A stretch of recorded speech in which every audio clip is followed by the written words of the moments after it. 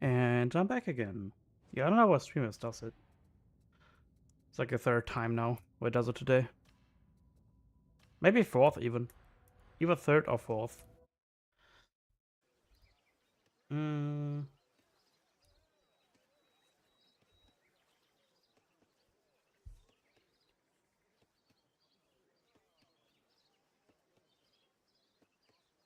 I guess you can see my Discord how often I disconnected.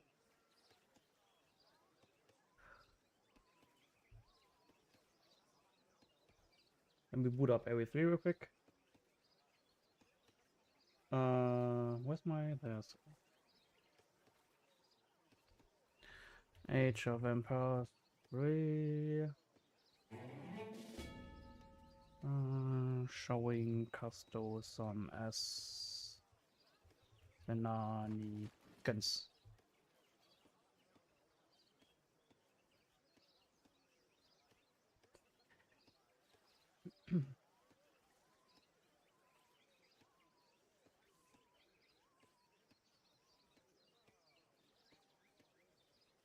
Wait, who pinged me? Ah. Why?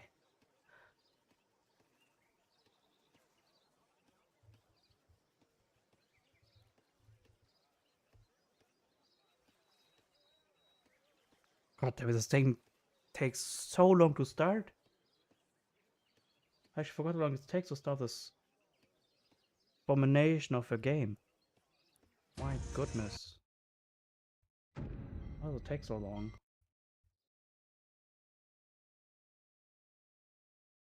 Forgot how long it takes for that abomination of a game to start up. It has about 27 intro videos. Yeah. Sounds somewhat accurate. God knows why. I don't even have like any...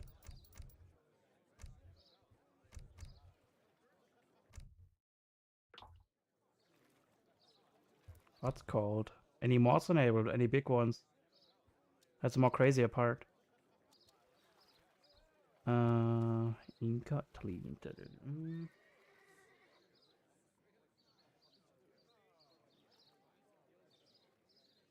It's like maybe.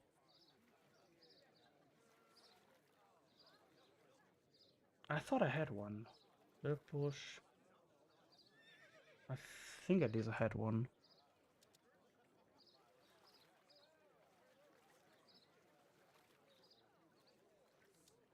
Was it Aztec maybe?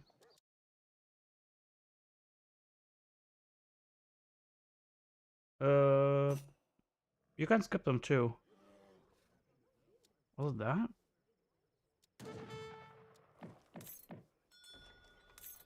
Or was it the rush?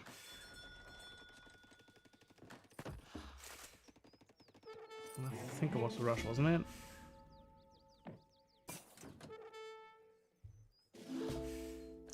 I think it might be the rush, right?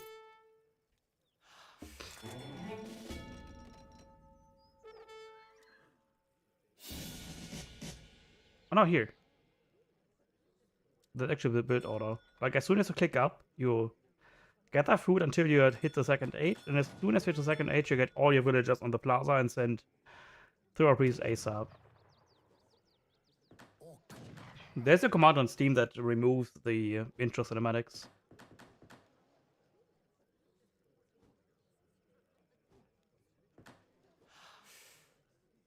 And that you just keep like 1 or 2 villagers on food to herd your hunts in.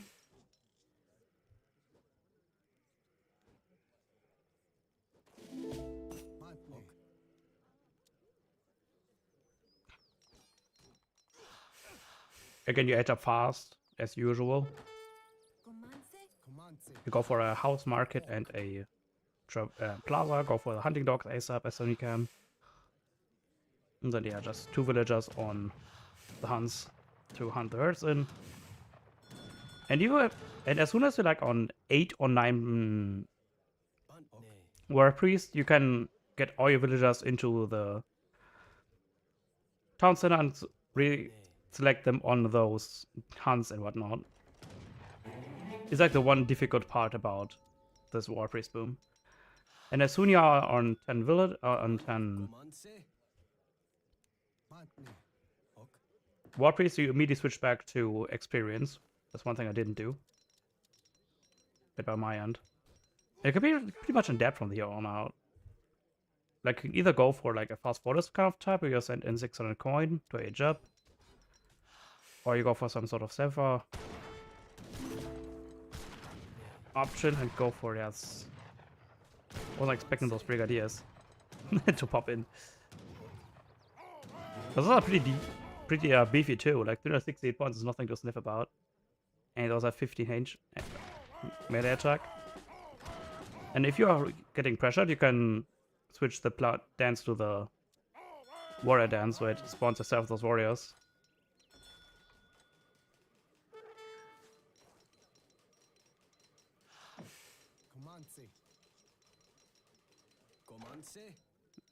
I would just one warrior priest. I could dance. Yeah, now I'm dancing for the warrior priest again, since I've never experienced for this.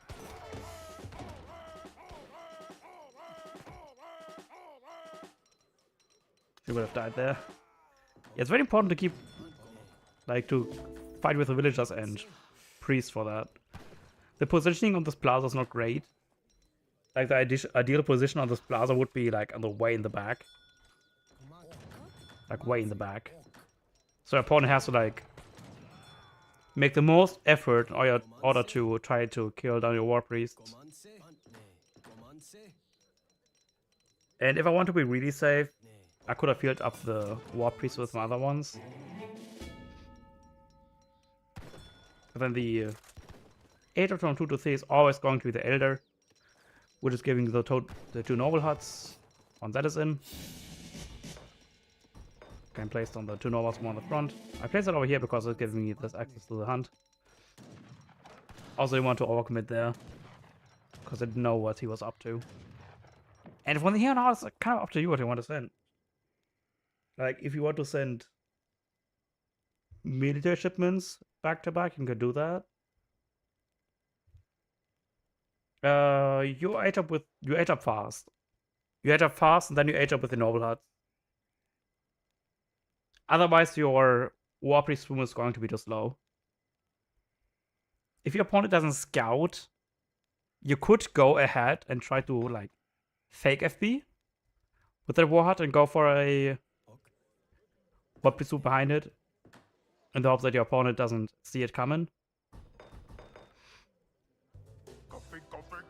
Coffee.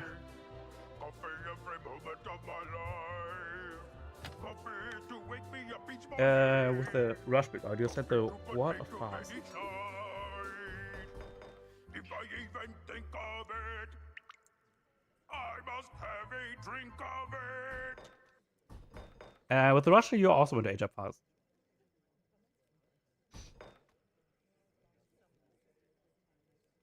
Yeah, it's always fast. Like, the rush build order is that you age up to the second age fast.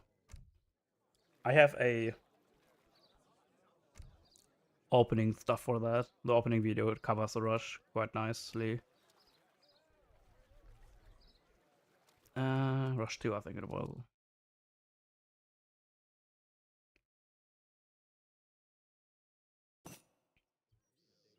I actually did it the other way around. I think the better way to do that is to go for a... to age up fast, send in the 4 Jaguar Power Knights, and... how about I went for this route this way?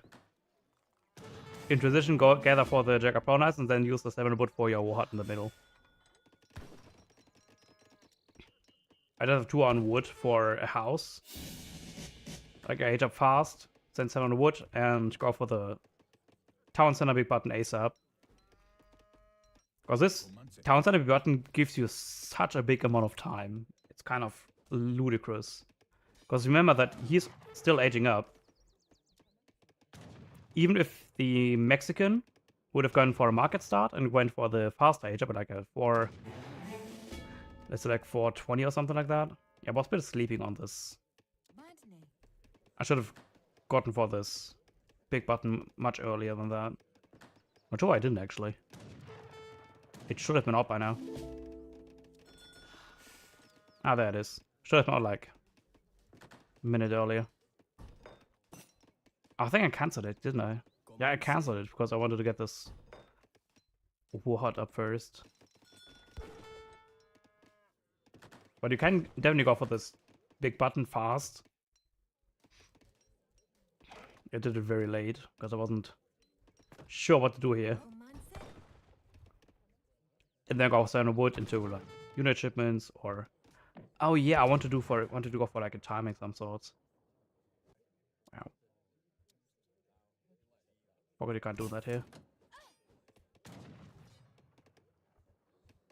Yeah, I think I want to go for some sort of timing because I saw this like H2/4 shenanigans. Then those Jagger Pro Knights can go for the south, teach down the trading post, idle your opponent. Lots of stuff you can do there.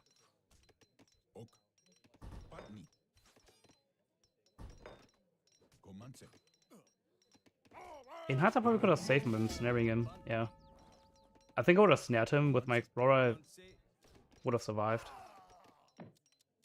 A big bummer though. Into America, huh? Actually, I forgot how the split order went. How this game went.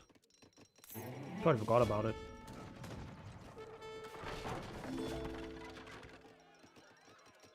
Yeah. I'm still sure Aztec can't really push into that. Into 3 outposts and a town center.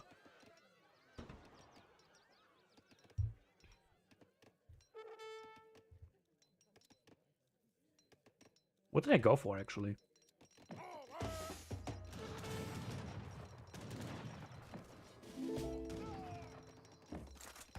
Oh yeah, I went like for a cheeky side base. I siege down that. And there's still that passive war priest move you can do. Like if you just send 3 war priests and go for the rush. You can go for... Yeah. There were also the weird side base over there. So I didn't know what he was doing. He was going for some sort of H2 aggression, or if he just going for a Vi. But I guess it was just a fake FB.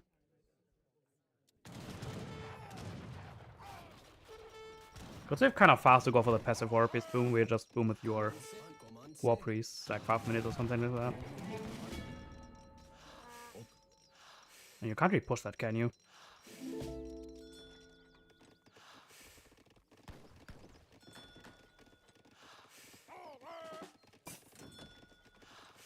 So yeah.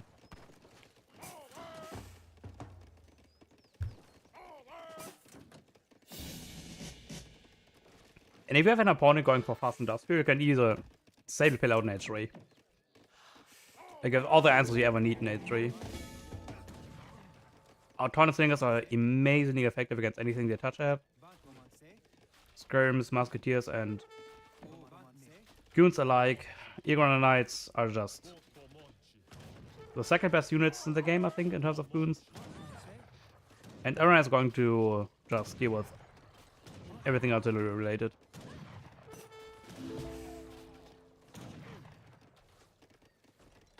And those Apaches are so damn annoying. I hate those units. Why is Mexico at everything? I hate that.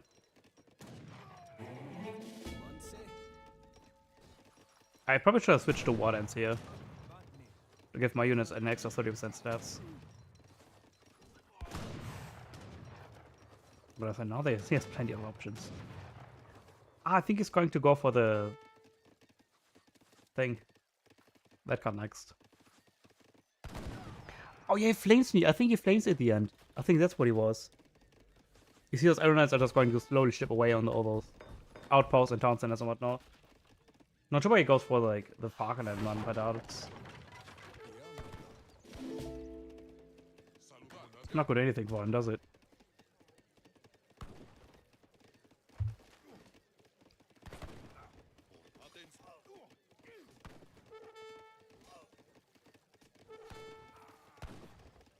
I'm still experienced. I mean, there's some reason to fight me here, since I have like another shipment coming in. And he still has to break through those 2 noble huts and Warhut as well. So I'm just sitting back and relaxing. There's like a 2 more village ships I can send here. And I have also Aztec mining, so I should have had the eco lead here.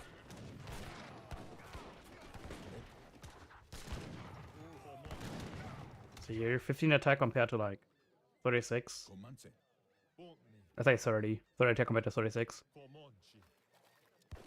Also fighting on a noble hut and a war hut. Also a lot of damage.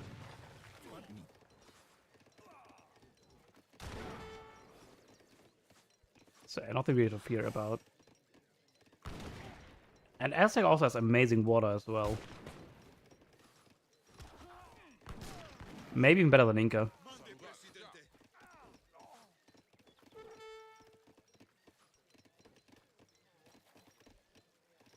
So HP com is most of the time going to be Autontons, Egron Knights, Arrow Knights, and a few Coyotes in the back. Like as soon as you have this one in, the Demoxypetotic, it's also going to be stupidly tanky. That just gives him 15% range resist, and this one gives you also 20% hit points as well, plus an additional 20 attack. Like once those targets are in this, are going to be very beefy. And I think once you have like those Chimnus, not Chimnus, the Coyotes carded twice, you can even go for a fuel Egronas / Coyote kind of composition with a few Arrow Knights. And you will fight against like an artillery heavy.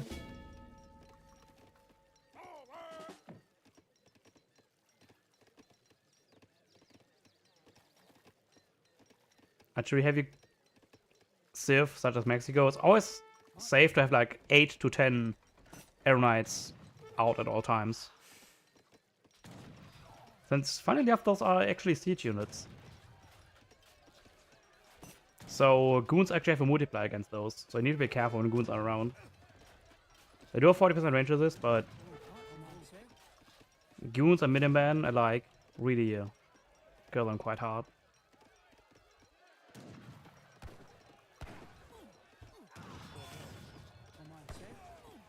Even Goblins have like, even Goblins have a multiplier against them. It's kind of funny. But Arrow still beat Corins 101. Can I avoid water if I can? I mean, you don't have to go water. Like, if you want to go and... Look at this. Got that timing here. This actually got me a bit scared, but I have like so many Euron Knights.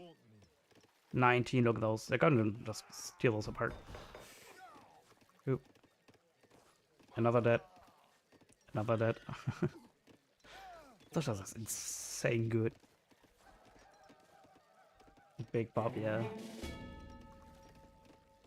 Need more water. Oh, the water. Shall we look into the thing, the YouTube video of Kenogi? I'm actually curious on what he said about Inca on water and stuff. As a fellow Inca enjoyer. Does he have an island map? And not in competitive now. But you could use it as an island. To defend, to turtle down. That's the closest thing about an island map that AoE3 has in competitive map pool. Look at those. 20 range attack. So 40. 20% of stats on all your units.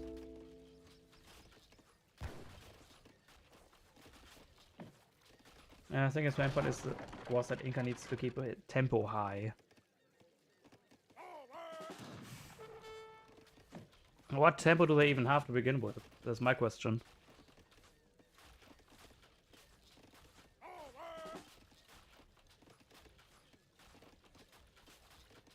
Inca doesn't really have tempo, that's the problem with them. Like, what tempo do we really have? Like, the only thing that kind of tempo that Inca has is just their fast fortress with their triple unit kind of composition.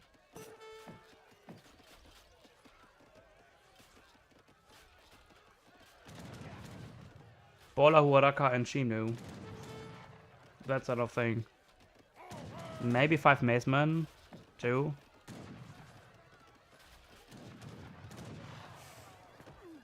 But saying that Inca Water's bad is not really the right phrasing. Inca Water's amazing. The only problem is that if you lose water as Inca, you're kind of screwed. Because Inca is the only nation that doesn't have any units that help to deal with warships. Aztec has Arrow Knights. Haudenosaunee has... What do they have? Kind of mantlets, I suppose? Mantlets are kind of good against them in H3 and H4 you have all the cannons. And Lakota has their Rifle Riders, which deal with them quite fast.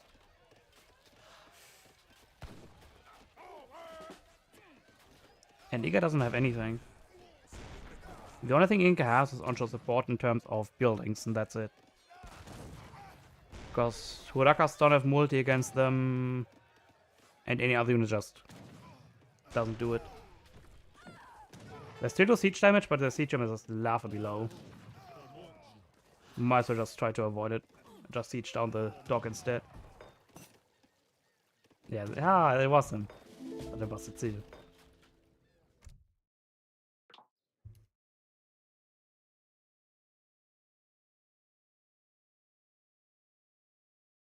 You can dodge the cove shots, though. I've seen people doing it a bunch of times.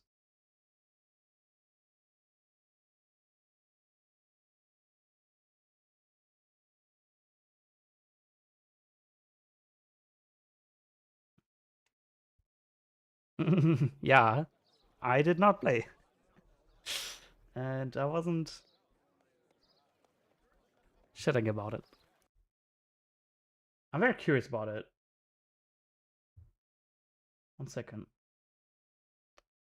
What is the age of... No. Bison TV? What was this channel called? Ah, Bison TV. No. What? No. Sunbros? Sunbros? Oh, there. Very curious. Kenoki. Does it have timestamps? Oh, I hate when videos don't have timestamps. Should we take a listen to it? Should we, shall we? I'm just doing it if you are interested. Because I'm not interested in it at all. Whatever show. And of course, I can.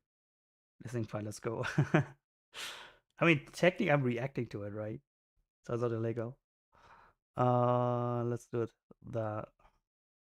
No better person. Today What? are straight into Yada yada yada. Yada and yada. when you to card, absolutely mandatory because really the late game comp is very often gonna be Plume Spearman for sure.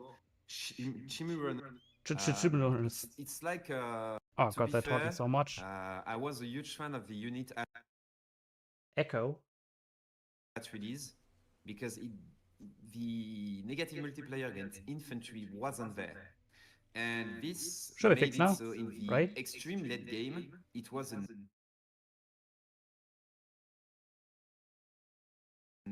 good unit to mass. Sure, there was Is the it better now? issue, but yeah. Today, honestly, I will not consider Bolas Warriors almost at all. To be fair, Why is fan even of then, Poison card? the only situation in which I will consider Bolas Riders is if you are facing Yeah. an heavy cavalry that is ranged.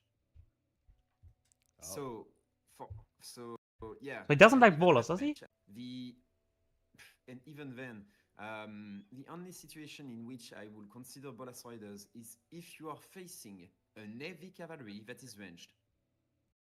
He's so wrong though. Bolas are one of the best units Inca has, right? Like, they do splash, they snare to ensure the opponent doesn't escape your fights. And they're good against anything but, like, skirms. They even trade evenly against, let's say, musketeers too. Especially in H4 and beyond. Since you do get 1+ range each age, right? So your H4 you have like 14 range compared to 12. And you have amazing attack animation as well. Like Bowler Bow is such a good combination. Bowler Bow and Sheen was so strong. Oh. So yeah, and even versus those, they have some negative multiplayer in order to compensate for how effective they could be. But I mean, you for have a example, splash if damage, you're right? So facing a it very Dune doesn't. heavy faction, then I would consider those Bolas Warrior. Mhm. But even then, to be fair, Plume Spearman, Shimmy Runners, and like massing goons against I mean, Pikes won't deal with goons though. against Inca is not Neither a do good idea. Teamnos. So basically, you are trying to patch a problem that is not one. Like against a full goon comp, Like you as I have to go said, bowlers. only matchup I would consider this is maybe into Acapelites, Yeah, I was gonna say. stuff like this, you know. Yeah. Other than that, honestly, nah, I'm not gonna bother, because it's and Okay. it is a lot less expensive because it's a way. So On the 8. it's really the main card that I will consider in almost any deck. It is the one that Against hackers. Against hackers, you need pikes and bowlers. If pure bowlers won't deal with hackers at all. Against pure hackers, bowlers will just die. If they go into melee, that is. We need both pikes and hackers to boosts deal your with those. plantations. So the Pikes, I green one mean. at the bottom. Yeah, this one, you absolutely. I will Yeah. take it in absolutely deck. Is the 22 Urakas support card. There you go. Which is gonna increase the siege armor. What you have to understand is that once they get enough range, so once you reach H4, Urakas basically have only one counter, and it's siege, and Urakas counter siege. Oh no, he explained it wrong. Oh no. Does he think that this one increases the range of Urakas by 7?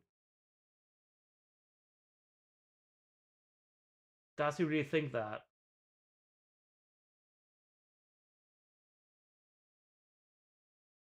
It is not increasing the range attack. No, it isn't. No, it does not.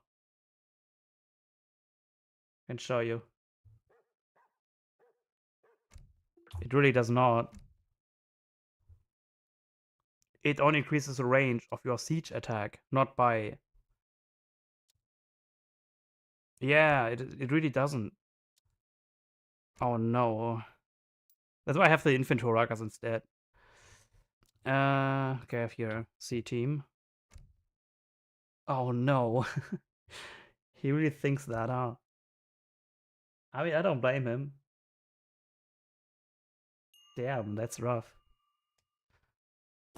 It really doesn't. مستعد نعم حنفذ Oh wait, you don't have to split anything.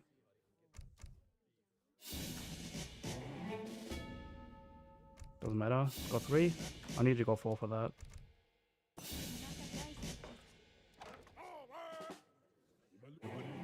See, 20 on range for range attack. See, only siege attack goes up, not the range attack. Hey, this... Okay, for really being a, so to speak, Inca expert, he's doing a lot of mistakes already. And I'm not saying it to bash him. Just So being honest here. the thing is, you want to win the battle, siege. You won't win battle anyways for against post siege. safe opponent base, you know, Then once the opponent has this is 3 really the base. base. So this is the cards he thinks he's always needing, huh?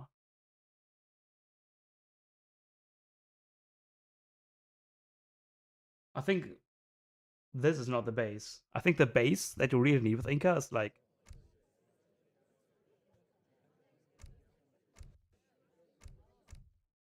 What?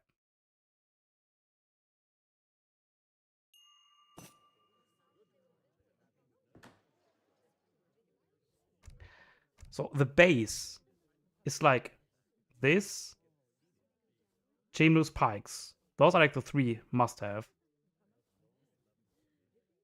Like 2 wards is a must. Gingerbring is a must. You could skip on Canary support, but it's just very good card to begin with. So 1, 2, 3, 4, 5, 6, 7, 8 out of 10 cards are a must, in my opinion. Because even if you don't go for the Kancha House boom in the second age, it's very important to have it in regardless. In H3, you need to have Chima support, you need to have Kayamara support, you need to have Machu Picchu, you need to have this, you need to have 2 town centers.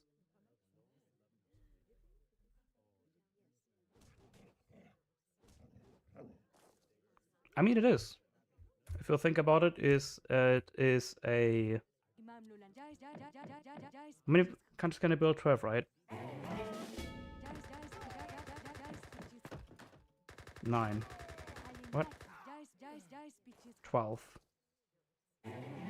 So get 6 Kanchas. 6 Kanchas is... I mean, it's a will on berries, roughly. It's like a 6 wills on berries, more or less.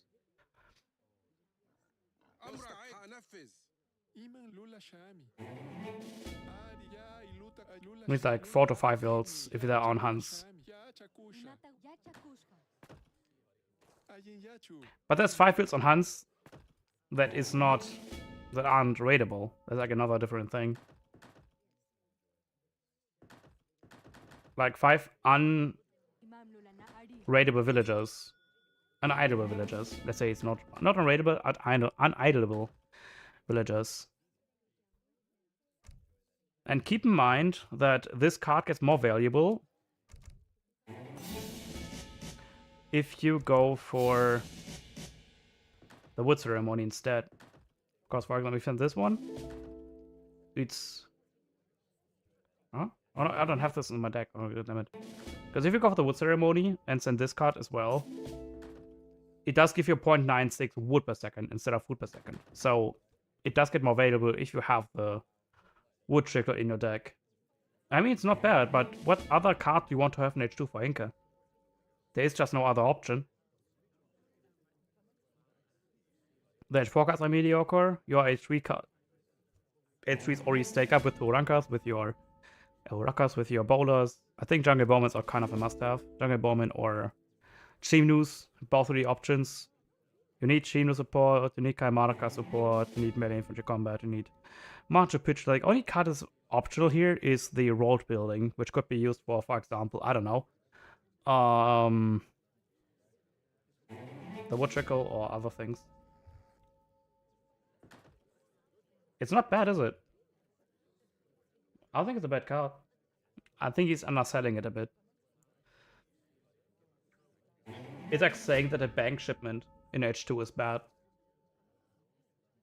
It does give you roughly the same amount of resources, plus a build XP. It's like saying that this card is also bad because it doesn't provide 5 villagers worth of trickle. Could also be a thing. But people still use it because it's a good card. Of the deck, I would say. I would put this in almost every single deck I will play. And the Lancers aren't really gonna be in. Okay. In almost good every either. deck I will play. Then, so here is the big thing.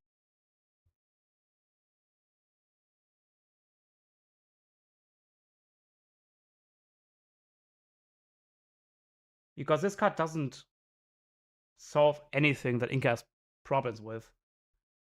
I mean, Lancers are good, don't get me wrong, but it doesn't solve, this mercenary doesn't solve a problem that Inca doesn't have an answer to already. That's my point. So this is like his must-have cards. And I do not think that Lancers are a must-have in Inca decks. I think that the Kayamarka support is much more important. Like, this is what he said. These are the must-have cards for Inca. And the Huaraka support and the Lancer Merc is not a must-have. Definitely not. I would rather say that the 2 Warhearts is more must-have than Lancers are.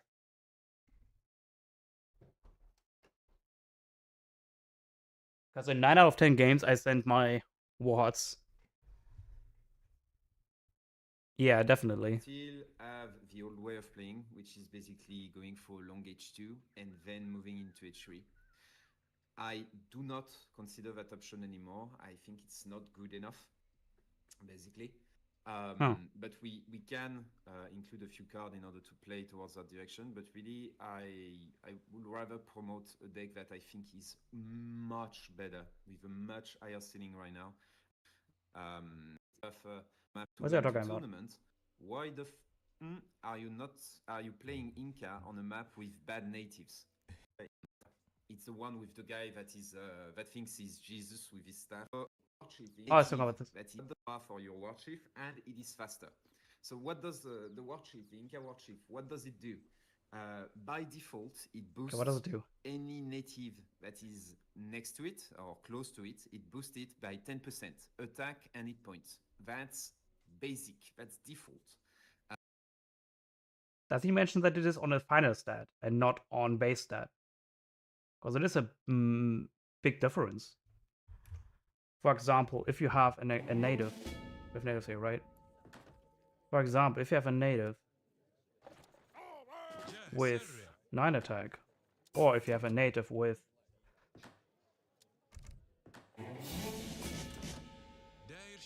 15 attack, it's already a much different world, is it?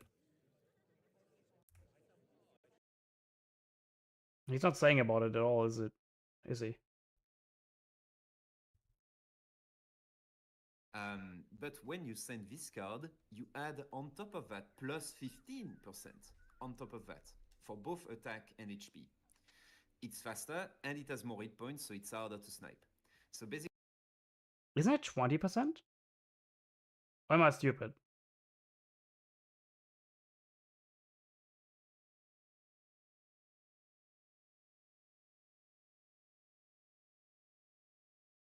I don't think it's 25%.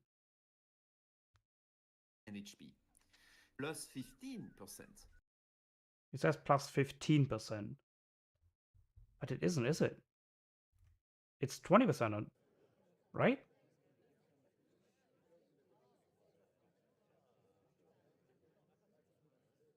No, auras don't. Auras are always... Wait, does he say 15? It is 20 though, right?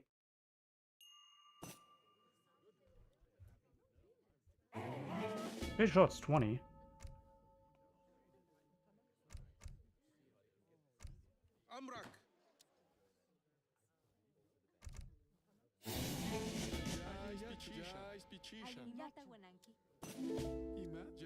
Do we have anything easy with like flat hit points? 200.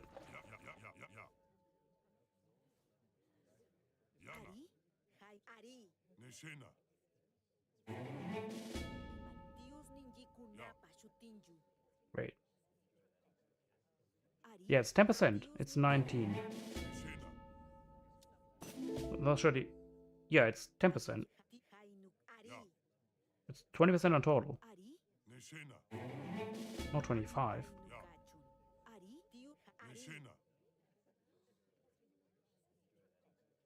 It should be 38, but it's I think like a rounding error.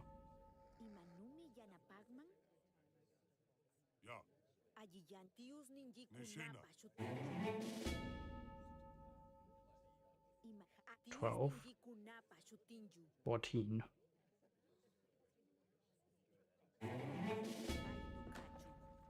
We're just 2020. No, it doesn't. Doesn't say. It does say it's on the base, but it doesn't say the updated one. What is 20? Yeah, that's more easier. Here, look at that. 20% flat. So it's not 25, it's 20. Attack and hit points.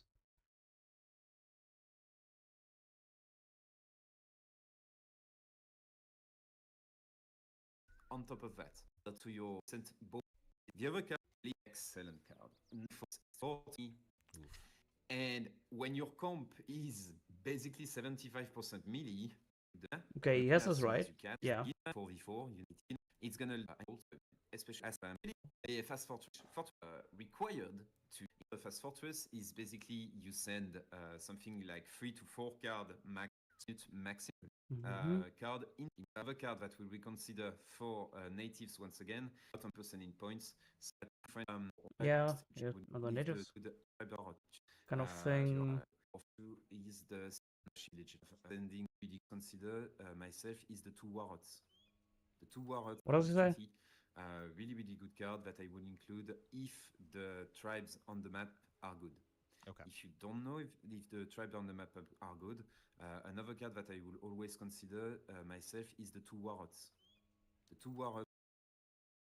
Wait, but if he says that without the native ones, are really but if I was considered as yourself, himself, then this should be a must-have card, right? Thoughts on the most important card right there that once again I will consider in almost any strategy is the 10 Conquistador. Okay. 10 Conquistador is fair point. They're just OP. Price, myself, your community plaza shenanigans together. Okay. No bad choice either. Good siege. You're gonna need either pikes or musketeers. A pop of maceman. Maceman is a double-edged sword, though. Any amount of pike. It can either be a chop or flop. Either you can like get insane value out of the maceman, or just you don't get any value at all. All depends on if you can get the normal. Normal with be a little bit more quote unquote normal. I don't know if there is anything normal with Inca. Or the other card is the 14 2P allies. So yes, gonna do. You are not gonna need the 7 Uraracas at that stage of the game. Wait. He doesn't have 7 Uraracas in the stack. Archer, that is gonna do. And how's he able to deal with a 2 Falk push? Like, what's the answer to the 2 Falk push? He just dies to this, isn't he? Because Mason gonna deal with it. Lancers take too long to arrive. Priests can't convert them in time. Like, what's this answer to Fox? I think he just dies to that, isn't it?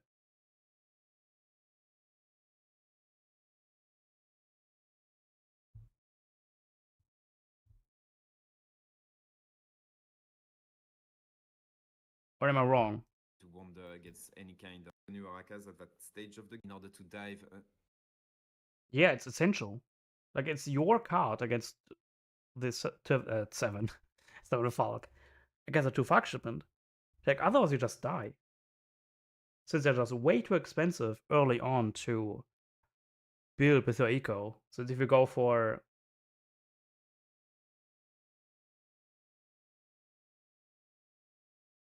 no, they don't die to Fox anyways. Well, micro 7 Hurakas will kill 2 Falconets. The point is on micro Hurakas. On X Navican connected, that's just a big guy with a said it's basically against. How many cards does he have now? 2, 4, 6, 8, 10. That's all he's ever gonna have. What is answer against like heavy infantry then? He doesn't have a unit against that. So on unit against heavy infantry is going to be the 2-piece. But once he's out of 2-piece, what he's gonna do then? Musketeer or pikeman. He is just going to spam like the floor. Crossbow kind of unit. And the Bolus warriors. You can obviously train them. That they train from the Kalanka, which is like think Yes. War Hut versus Noble Hut for the Aztecs, right? There's two separate Exactly. military buildings for the Macemen, the Haraka, But the and Kanaka Wallace doesn't shoot. warriors. You can obviously train them from your stronghold as well. Okay. So once again, that's why this stronghold is so important. It's gonna give you access to all of those. Once again, after I would say the first big The stronghold is not just there for training what you units. can do is send your Machu Picchu. It's place also your Machu best Picchu, you train some, unit to Macemen, deal with you everything. place them inside your Machu Picchu, and you wait for your opponent to be stupid a second time, and you kill them again. Warlords like you don't in Fortress Age. So that's really the important is going to be Blood Brothers. When it comes to this strategy, Blood Brothers? Why? I don't understand why would you want Blood Brothers. It's just a massive score increase, that's all.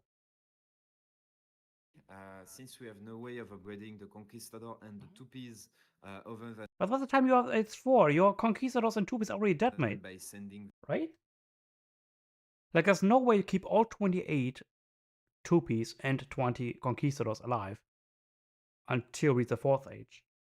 Since you don't have any way to get 1000 coin in, or let's say like 1000 food or 2000 food, their there's no way to get to 4 by the time your I would Tupis just and consider, Conquistadors are still Blood alive. Brothers right there.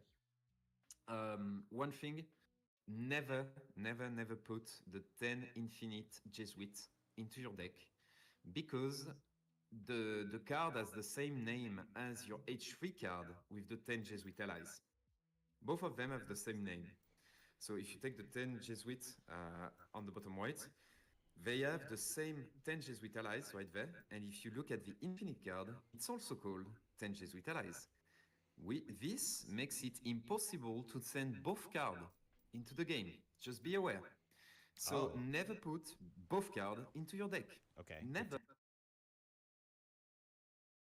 That's not true, is it? No. As soon you have less than 20, you can send them. I mean, as soon as you have lost all of them, you can send it again. That's just blatantly wrong, is it?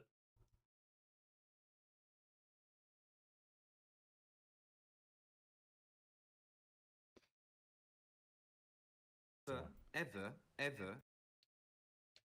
Yeah, that's my point. Like, why would you even put Blood Brothers in if you don't go all the Ever. way? So that's For the why natives. we need the Blood Brothers.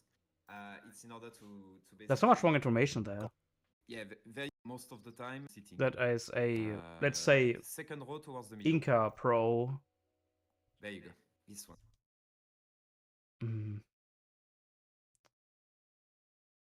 Another weird card. 50% coin cost reduction. So what this does is every big button. But Inca's big buttons aren't expensive though. Like, it's not like you need all the big buttons that Inca has. Like, the only big buttons that you're ever going to need with Inca is like the cannon one, the ward one, and that's it. There's only 2 big buttons you will ever need in the game. And if you go for those 2 big buttons, it's just like what? 800 coin saving and 250 coin and 25 food. Dog one. Yeah, but he said Inca water is bad, so what would you use this card for if you don't go water?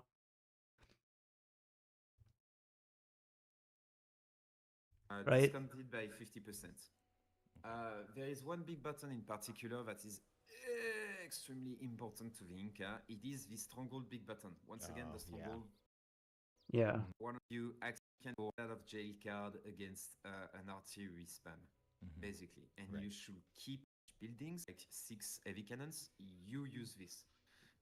If you use it just to siege building and to that situation, so yeah. And then one more. So his arguing is that you need this card in order to get your H4 big button out, 1,600 coin.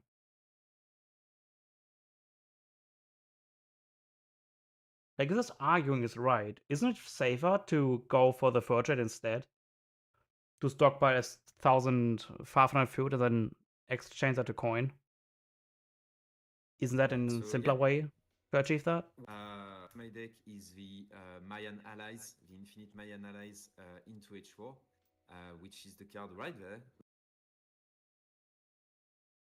Mayan Allies. I'm not a fan of this card. Again, Mayan Allies is a shipment that doesn't achieve anything for you. Like, by this time, at this stage of the game, you already have super doped up pikemen. You have super doped up bowlers too, which have like 14 range on base, thanks to being H4. You're also going to have the 5% armor improvement, which makes them even tankier than usual, on top of the 15% attack damage as well. Unless you're like very, very late in the late game, I don't see a point in spending 1,000 coin for 70 Mayan Allies. Which is going to send you 17, basically what is a musketeer. And Yeah, but when I we have said, strong musketeers, so what's the earlier point, that right? we don't care about native limit, that's why.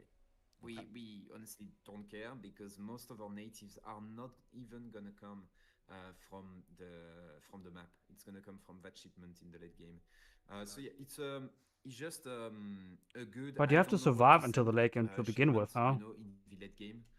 I like to have a good infinite shipment in the late game in case the game lasts, and this is basically the best shipment that In you can case the get, game that is lasts. Okay, gotcha. So But in the case the game lasts, you already have Okay, 600 well, infinite wood this is shipment your to everybody. help you This is out, right?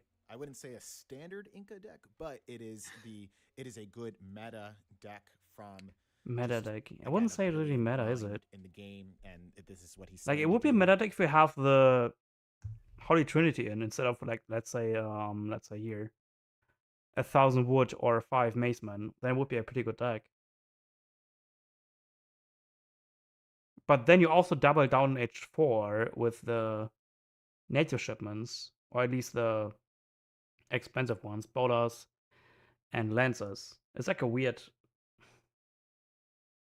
hybrid of I want to go for like a normal kind of Inca play, but I also want to go for some sort of fancy native We can Inca do it. gameplay. And so this is And your achieves your nothing of land both. deck, in where you're going to be really taking advantage of the innate bonuses regarding natives that Inca has for Horaka.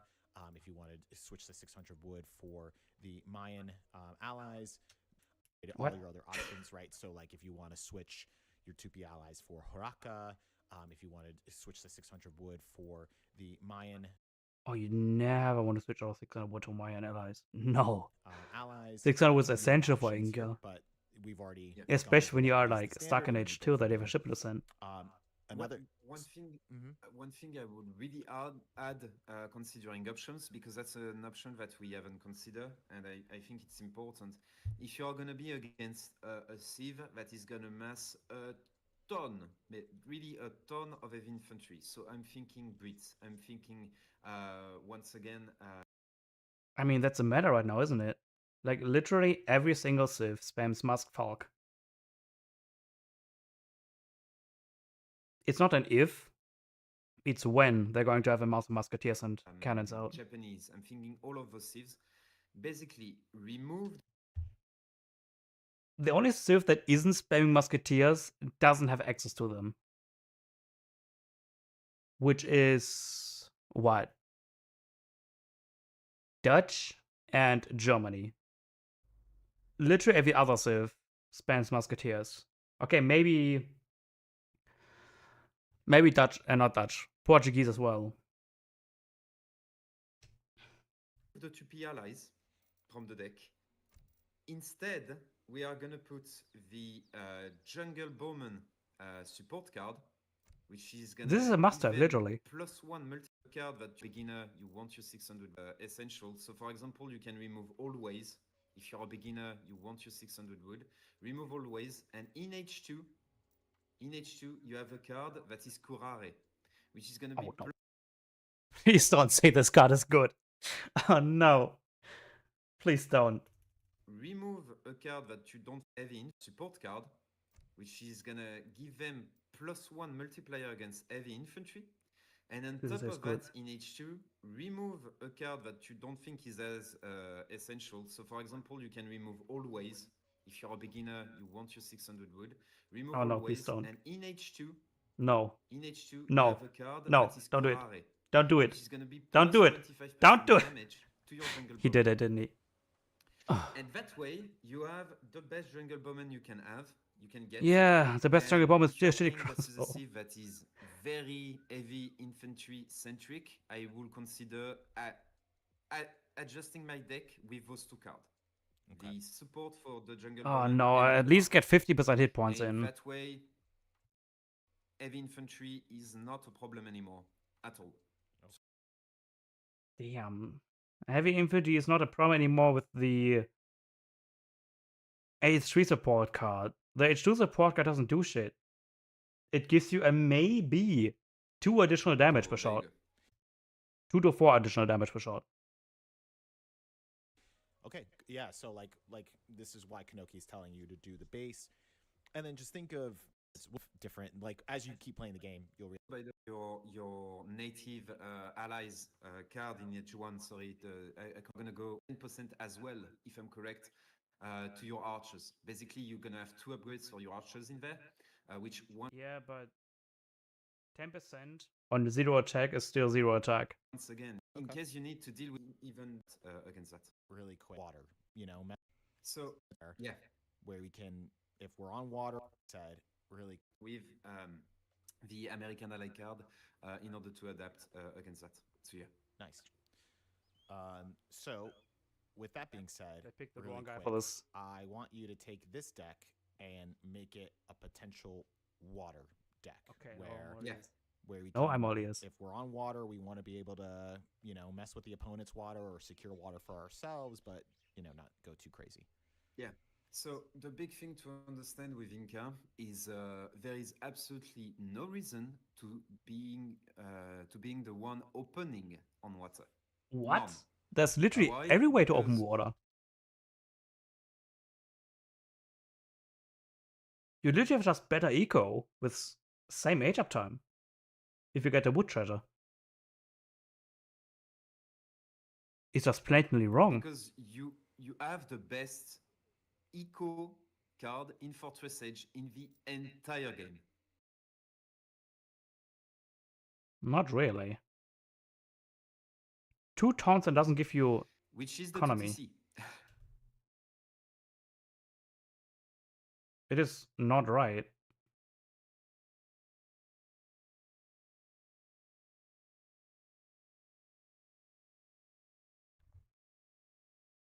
The best eco card in the entire game is not 2 town centers.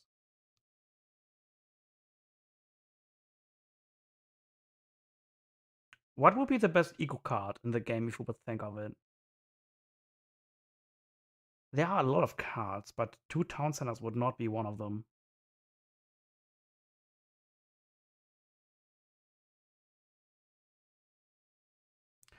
I mean, that's a lot of different ways to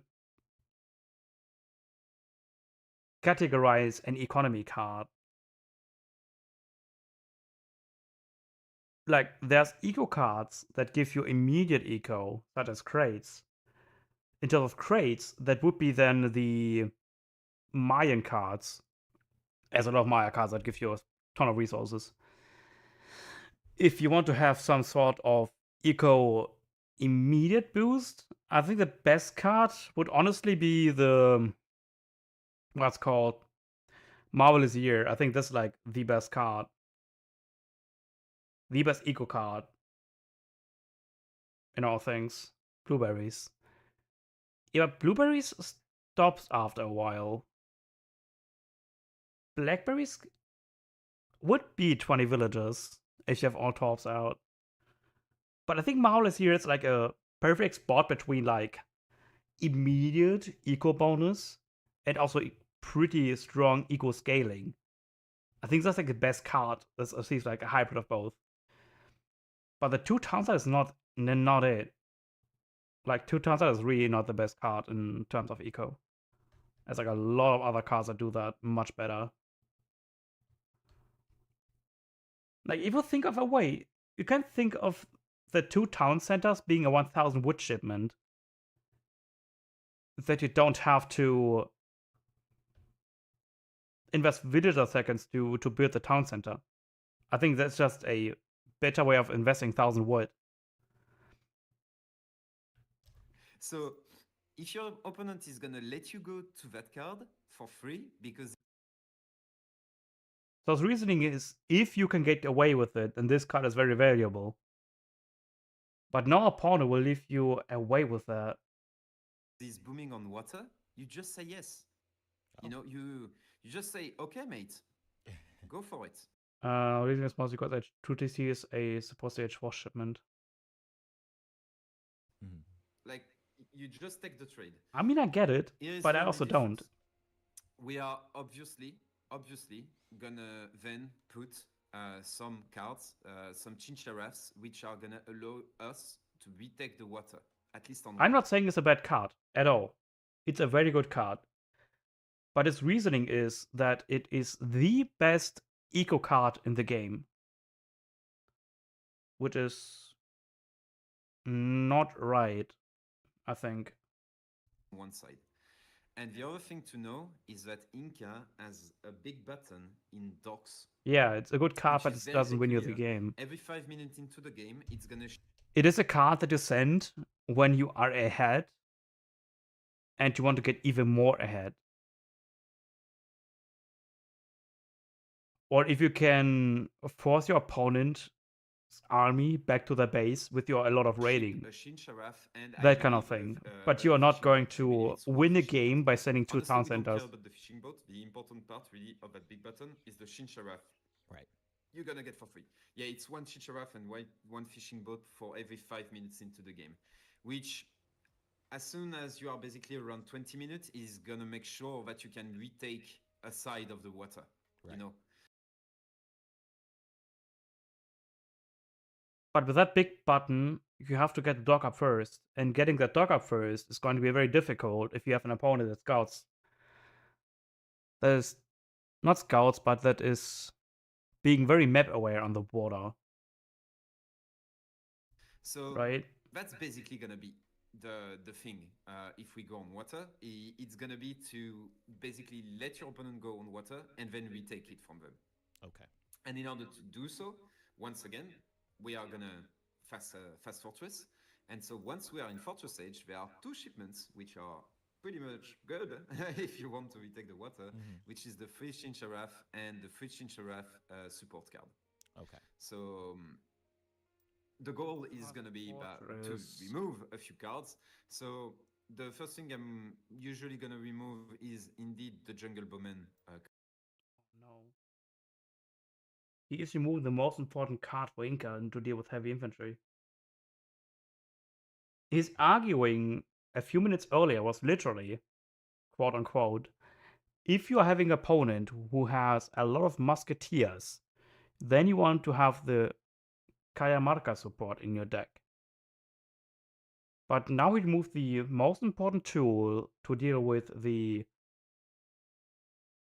heavy infantry spam to get himself a bit of water. I don't get it. Card. We can remove it. So we are going to remove Curare as well. We're going to assume heavy infantry is not going to be an issue. Of course.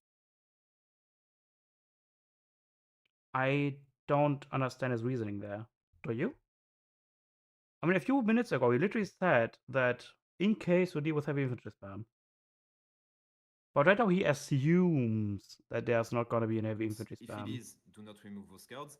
But then we need to remove another card. And if we have to remove another card, I would remove the Messman. We have access. That's a good choice. Messman is a good choice to remove. We still have the Stronghold. And there you go. You had the 2 cards.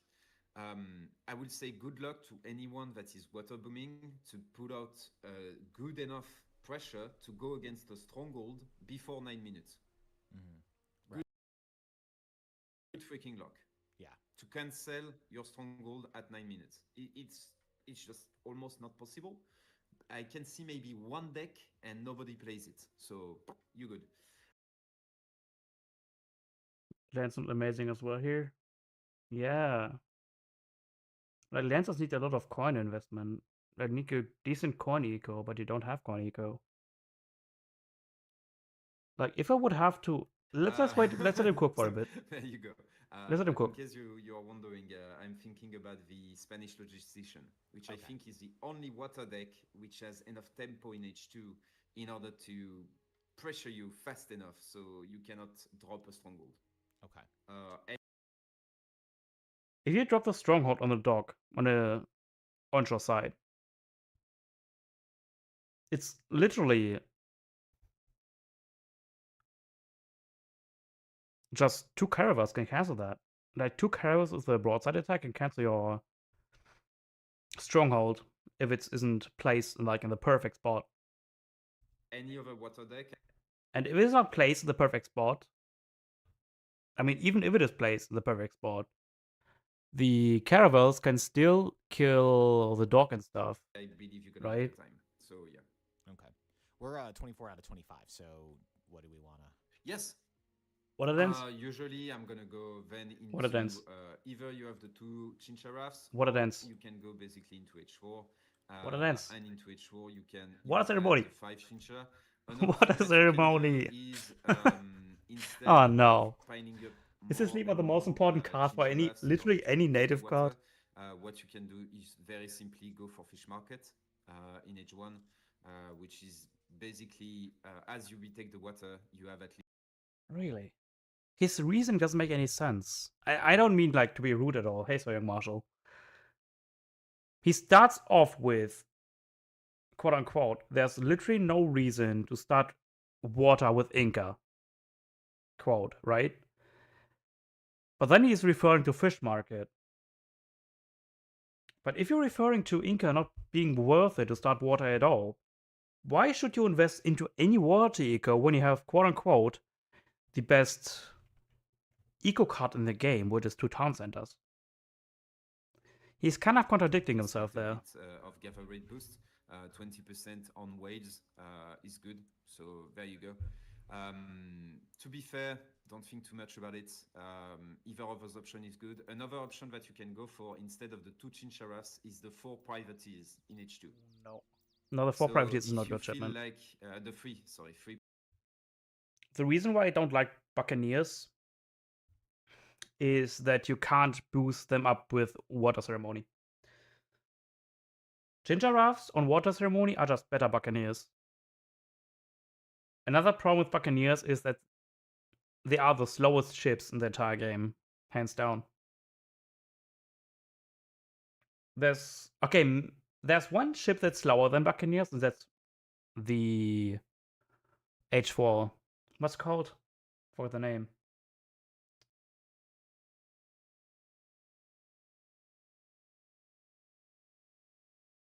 Battleship. The Mighty Battleship. That's really the only ship that's slower than the Buccaneers. But any other point, literally, Chinchraps are just better than Buccaneers. Privateers. So you can remove. You usually go water as Inca for mainly to contest water, I guess. Inca on land is pretty good. The problem is, if you're facing, let's say, Inca full House Boom against Brit full House Boom, which is better eco? Brit. Inca for House Boom against, let's say, Japan for House Boom. Who wins? Japan, because better eco. Same side with Dutch. They also have better eco. Same side with Sweden too. They also have better land eco. Yeah, Japan has better eco than Inca, if I'm contested. Inca has to do the first move if it isn't a rush.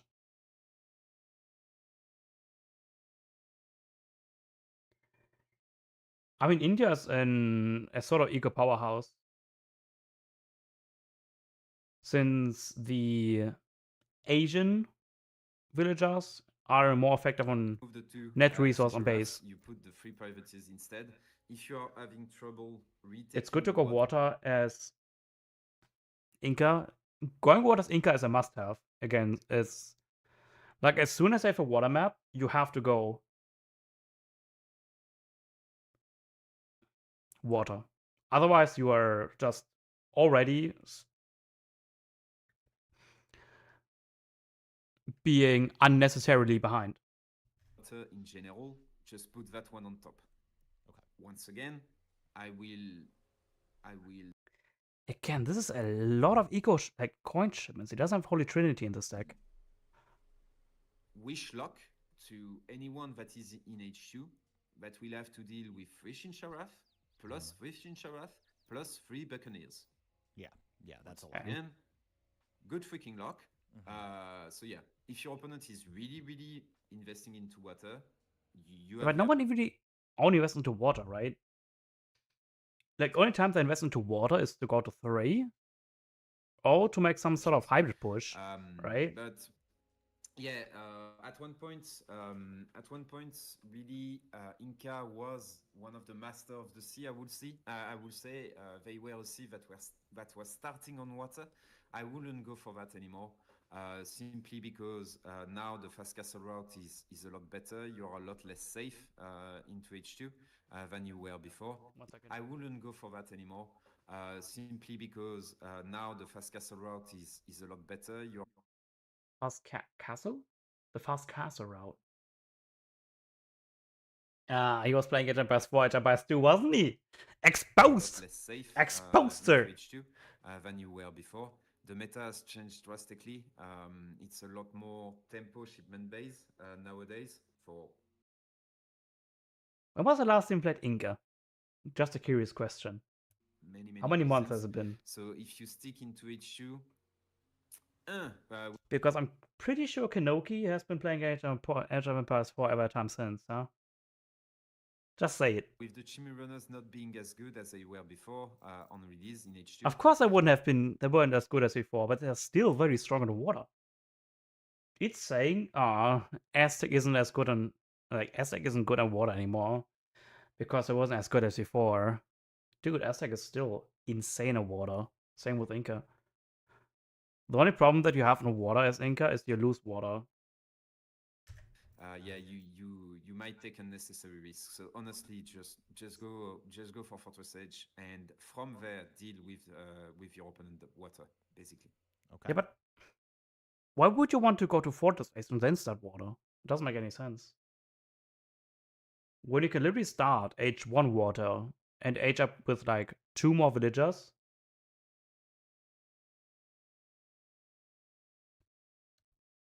It's like 5 seconds late data time. Well, everybody take a screenshot. This is going to be your, take all Kenoki.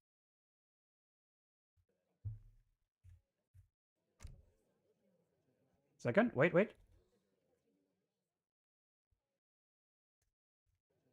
Oh wait, and I have to restart.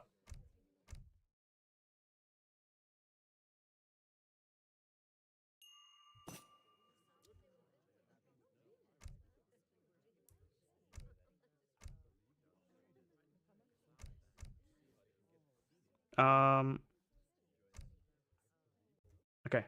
His information, right? And a screenshot. Deal with your opponent water, basically. Okay. Okay. Well, everybody take a screenshot. This is going to be your, take all Kenoki's information, right? And okay, how everyone did a screenshot? Where was we? Where were we actually? Just once. Why don't we do? So yeah, I just had to. Ladies and gentlemen, it's because Inca is extremely reliant on map control. You want to have the excellent. Wait, did I? In order to do all of that, you're gonna need map control. And if you start losing map control because you sent don't show, I don't know why. It's very, very weird. So Balkan is excellent. Honestly, almost any. Balkan. Yeah, but why not chalk it on the competitive map pool? Like, if you do a spotlight, like you have to do it on a competitive map pool, right? The standard map pool that is in the ranked. Like, Balkan is not in the competitive map pool. Or is it? Am I wrong? Bacan Mountains. No, Bacan Mountains isn't, right? It is? Is it? I don't know. The European I map forgot. is excellent, but if there is one Pripyat marshes, by far one of the best maps. There you go. Yeah, Map, yeah. always, always. Then it might So be on you're it. just gonna grab Then it your didn't say crates. anything. What you're gonna do is with your explorer, you're gonna build one tembo. As you want the tembo What and tembo? then the kench. You're gonna cut some wood for the kench house. which will be fired direct. So you need He doesn't need to chop wood because there's a wood. He has a wood treasure, so he can't. That doesn't even have to chop wood. just to the faster you get it, the better. To be fair, We'll do 3. But yeah, And then, but the Tambo does give you population, right? That's one thing that we forgot to exactly. mention. Need early. Up there you go. And now everyone goes on food. When it comes to treasure gardens that are human, and that way you can convert them. Then you look for absolutely anything. For example, the treasure, you convert one of them. For me, at least. And yeah, these guys, yeah, you have the snare for edges, so you're fine. Honestly, you should be fine right now. I believe it is 15, but more. It's 14, but fair enough. More than that, I'm more looking at basically going up without idling. That's all I'm looking at. Okay. I'm more What? looking at basically going up without idling. That's What is he saying? His accent is. more than that. I'm more looking at basically going up without idling. Ah, without idling. That's all I'm Okay. looking at. Okay. Just one thing. With your shipment, you received a chassis. A chassis is the scout. There you go. You want to send that guy towards your opponent base and see everything that is going on into his base. Is he missing out on the fact that the Chasky is also literally doubling your DPS against Treasure Guardians? I think that's one fact he is sleeping out That's on. what I meant by you have perfect vision as Ninja. So yeah, there you go. There's no reason to send them out right now. The right now opponent is not even aging up. Like, you can send them to the opponent at like 410-ish to scout what the opponent is up to. But like, And meanwhile, this you early? have your explorer that is focused on doing something else, which is gathering the good treasures. Yeah, I'm gonna wait to convert. I'm not really too worried about treasure in this scenario, just to keep it standard. And then so for this, we're gonna One more this next villager. shipment. One more villager. Just him. yeah, there Alright. you go. Oh no, that's it. This is not a good opening. And then, after that, we're gonna jump.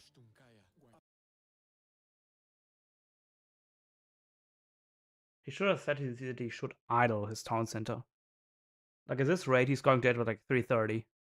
And if people watch this, they're gonna think, oh, if I age up 330 or 340, it's fine.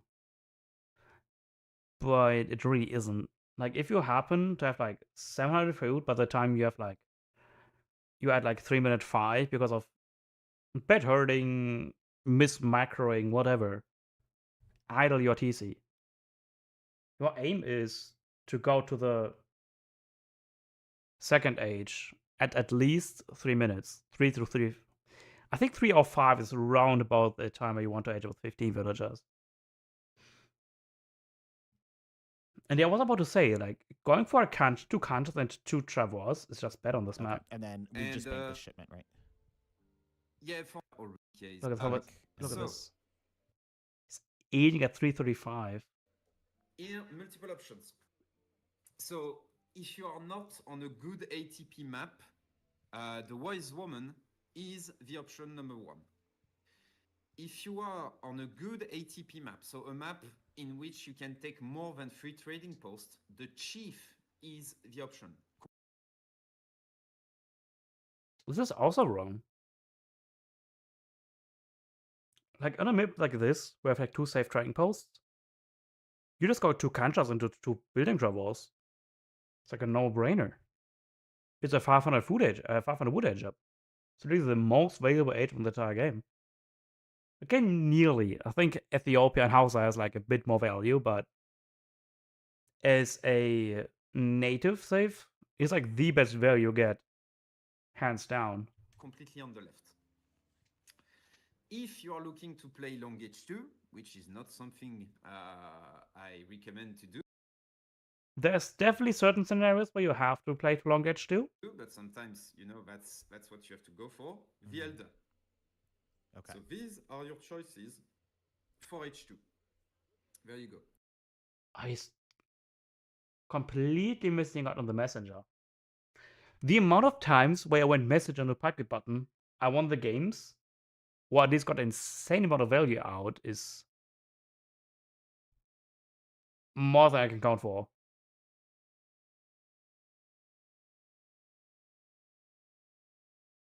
So here we are on a map on which we are not gonna secure more than 3 trading posts.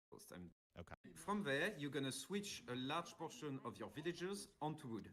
They backherded it. Oh. Why though? It's fine. All the villagers that are on the main one. Like the only reason to go for 3 war priests is like, as a priestess, is either get hard rush, so you can convert some units, or B is if you go for the fast fortress build order. You have a lot of villagers that are those. You click on it, go with your chess key for the second one. Okay. As soon as possible. Queue 1 or 2 villagers in order to get our second trading post at the bottom left, bottom right. So yeah, there you go. You got Natives too. Like the wood ceremony gives you more value. Since all the natives you cost food and wood. If you go for this kind of opening, then the woods, the wise woman is just much better. The not wise woman. What was it? Forgot about it. What was the elder? The elder. Okay. 20 is you're a little bit late here. Yeah. Yeah. Here we go. 1. There you go. 4 on coin. And the rest onto food. Got it. So now you're gonna send the card Native Allies. Okay. Native. American allies. No. Oh, you don't have Native Treaty in the deck. Oh no, we didn't take it. Okay. Yeah. No. Okay. Yeah, it's not a good. Yeah. So Not a in good that spotlight. case, don't go for that one. Okay. Rather go for the 5 villagers, 7, and put the. Yeah, it's actually gonna be so late. So the card order is right for the thing you want to do, but the execution is so wrong. Like by this time, he should have already had the 5 villagers arriving and the pocket button out. Like he should have been already macroing for the fast age up to 3. Rather concerned. We are gonna send cap at more than He's like a enough. minute and a half slow. In that case, put 50-50. So you want 12-12 basically, something like this. So take a lot of food villager and put them on coin right now. On coin, yeah.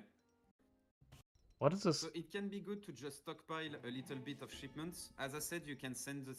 So just as we jump, put pause. Let's just put pause, Pause into the game. Mm-hmm. Yeah. So just so we explain the different options. This screams like Holy Trinity, isn't it? Like I don't see any reason not to ship Holy Trinity right now. We have like 5 coin shipments in the deck. Only have 2 shipments stack. There's really no reason not to send Holy Trinity right now. So if you are in a game in which you are not pressured at first, what I would consider going for first is a stronghold. That might seem very counterintuitive, but if you can just plunk down a stronghold and be fine, just do that.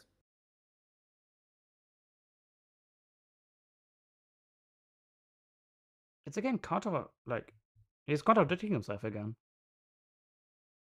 Like, didn't he said earlier that literally the best eco card in the game is 2 town centers? Then, if the opponent is not pushing out, why would he not send the 2 town centers? To utilize the passiveness of your opponent to use this for a eco advantage, right? Or am I wrong here? You know, Right. like it's like so good, like don't even think about it twice.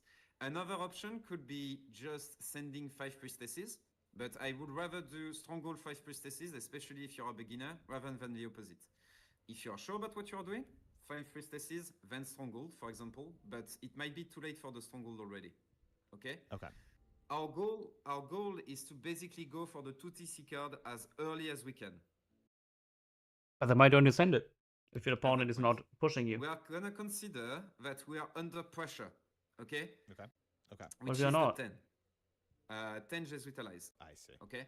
If we cannot send that card, you have the 5 priestesses, which remember can convert her to swap, basically at min 9, also, and that's why I told you the food villager. Okay. That's, you know, already you're under pressure, so our first card is gonna be Jesuit allies. That's when we. Whenever we are training units. And then we went and So- Yeah, sent. the macro's already Mass. a ways off. Deal? Like, by this time, his opponent already would have been in his base with like 2 Falconets, 10 Musketeers, 16 Jans, 8 Rods, plus 7 Rods, plus like 4 Calf. By this point, he already would have died. But we could have already sent Sapenka. So as I said, and then you have the main quest. You don't. So now the big thing is, once again, if you can pause, the big Okay. thing is we want a defensive pop. Okay, so 3 seconds faster, but it's perfectly fine for. On top of that, you want to synchronize that with the big button from your TC. Got it. Got it. The thing that you might realize is that all of that is an issue for your population because we haven't placed a second Kensha house. Right. That's why you place a second can Charles in transition, mate. Nah. The only point of sending Jesuits if you want to go for aggressive raiding. That's what the Jesuits are for. Defensive, you want to send something like the 2P allies. Macemen. Even Shemus, even, heck. Because this kind of composition, goons and pikes, just completely demolished by skirmishes. Even Musk. Like, this composition won't deal with Musk Falk. No. Not at all. So here is the thing that you want to do. Bowlers, yeah, even those. For example, before we send the Macemen, you can see that we have a lot of full stockpile right there. What you want to do is basically queue 1 or 2 wheels, you queue 2 wheels, then you queue the big button, and then you queue as many wheels as you can. Yeah, that's the point. And then you send the food to them, have using wheels. So what you can see is that your Jesuit allies are still gonna take like 20 seconds at the shipment. Got it. Yeah, but why would it send the 5 mace to begin with? I don't Video, get it. and another because you're That's literally the only value you have of your 5 mace. Is the surprise factor. on the It's really the only way you get Pressure, value you out of have your shipment. Macemen, TC, stability unit. See, it's really a 2-piece combo. I will one. You go. Oh. Okay. Unit your TC. You. You are Right, careful. right, right. You just Yeah.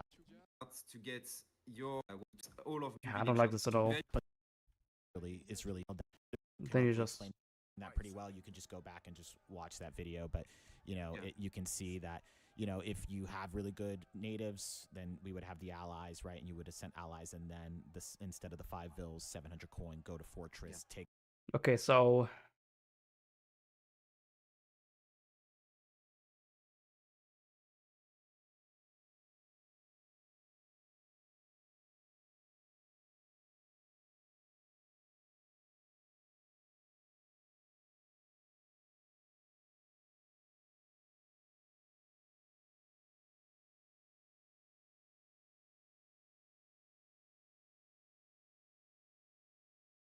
So what were the points we should make? First, Inca is one of the best water sieves in the game.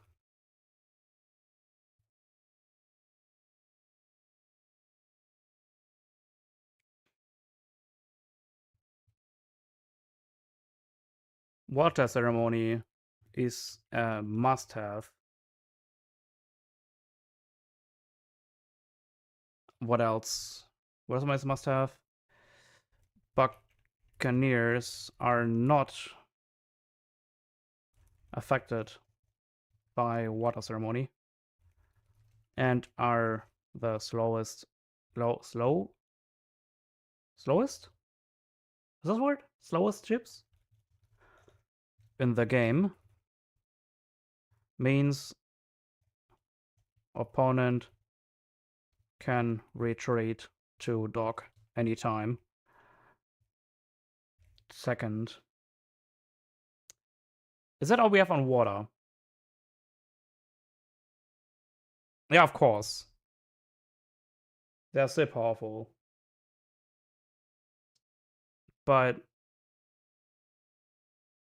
the amount of time I would think that, like, 99% of the time, 2 chincharas and a chinchara from your dog is most time enough to repel water in H2.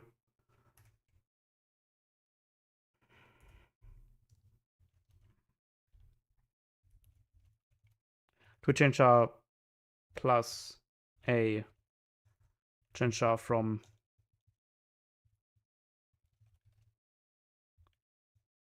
with it, fine. Inca dog start is one of the best starts the game. You get 2 extra wills for same age up time, 2 age ups if you are on a 2 TP 2 save TP map, such as the example. Then going for 2 Kanchas plus Elder? Was it Elder the age up?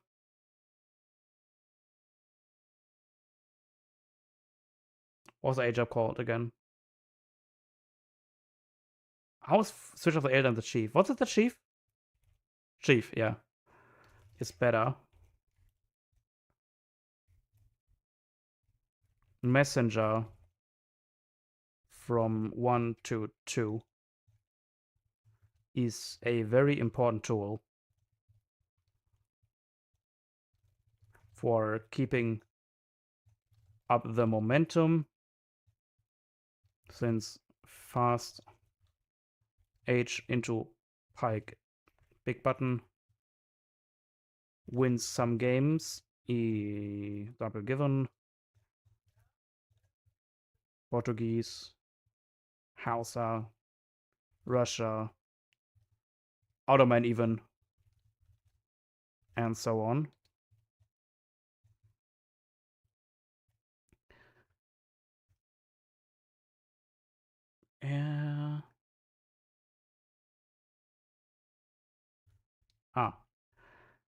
If you go up with the Elder, either you defend a rush or you go for the fast fortress timing. I think that it's for the age up, right? 3. What's next? Should be cards, right? Cards. Curare is bugged and not worth the effort.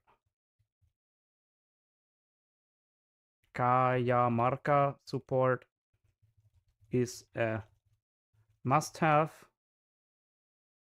since all the civs, beside a few, will have musketeers or other heavy infantry in their arsenal. Talk about Curare, Cajamarca. Blood Brothers is nothing but a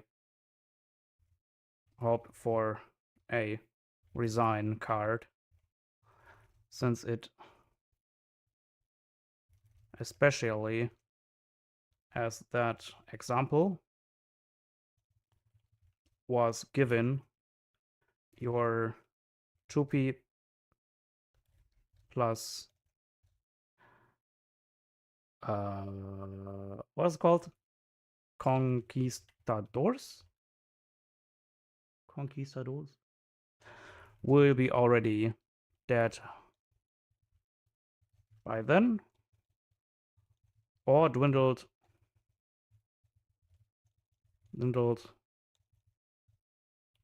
down to numbers not worth sending no more. Huaraca support, yeah. Huaraca support only increases their siege range, while sieging down buildings, not while attacking units such as artillery.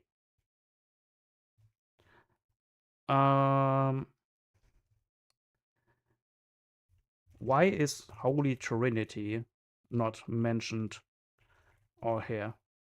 If you go for the 2p plus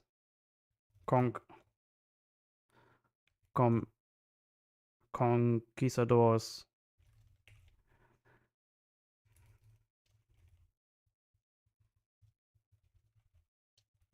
card is a must-have.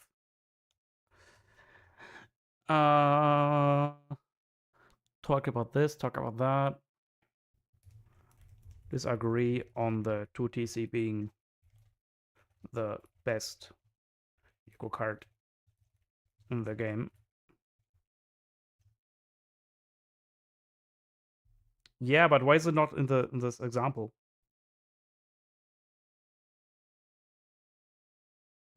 Okay, let me rephrase that. Don't want to talk wrong. Is Holy Trinity not in this deck? That's better, isn't it?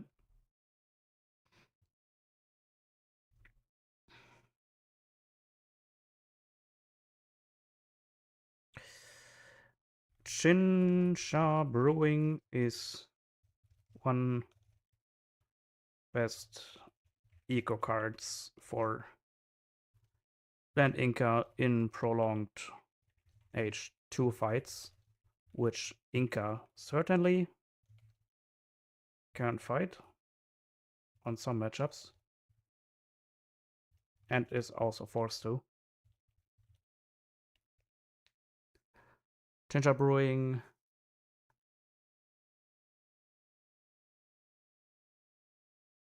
Oh yeah. Land Search, while being a good card, is not at all a must-have. You need Huaracas versus 2 Falconet pushes. Must-have. 2 War Huts are also a must-have. Only mentioned later. What else? Oh yeah, the Maya allies don't have with any way Inca doesn't already excel at countering cavalry. Okay. 4 units. Jungle bowmen are. Oh, wait. We're missing one card. What is the card called? I forgot about it. Sapa Inca. Sapa Inca increases the anti-Kai hit points by an additional 10%, not 15% as mentioned.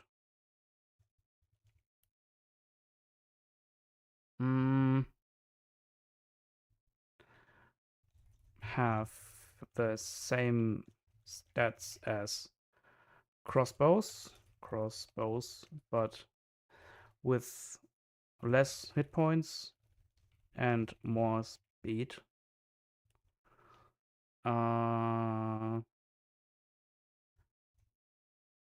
Bowlers are amazing units. One of the best units Inca has, in fact, since they snare off ranged to ensure the opponent can't escape the snare.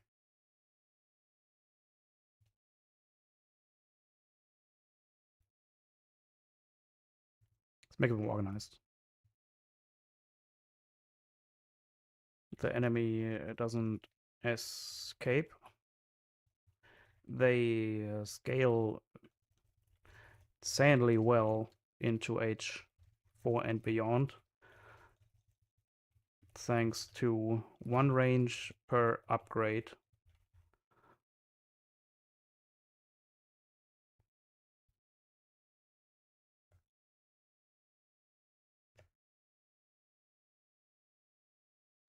What else?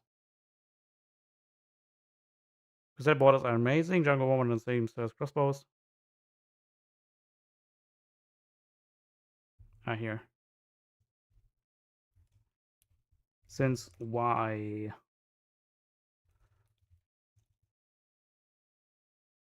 What's it called this? Cajamarca, yeah. Cajamarca support is a must-have of a card.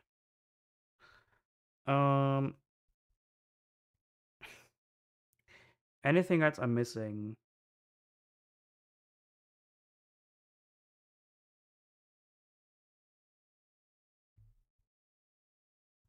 Talk about those, talk about that. I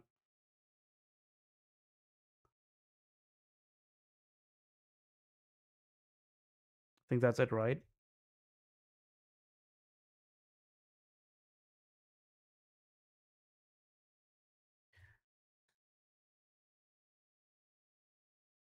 I said it here. Here. Gingerbread is one of the best eco cards for land Inca in prolonged H2 fights, which Inca can fight in some matchups and also forced to.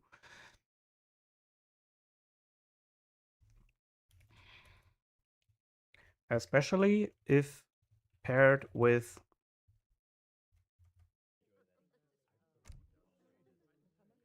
autarky.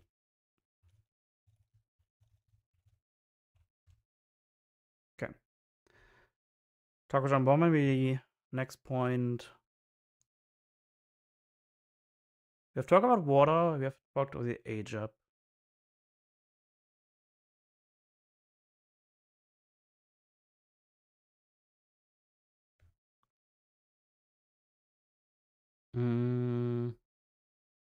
What's the other point I was talking about?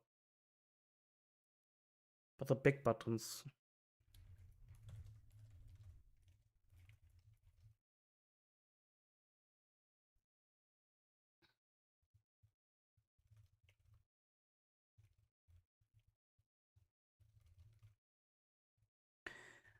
Stronghold, big button for light cannons. Essential for holding too heavy cannon pushes. Warhead, big button. 5% armor on all infantry. He didn't talk about it at all. 5% armor on infantry slash shock infantry, including natives and mercenaries. What else? I think there's only two. Townsend are big.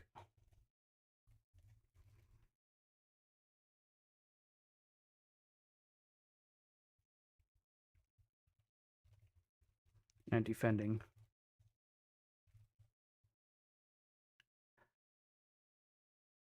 Kansha house, big button.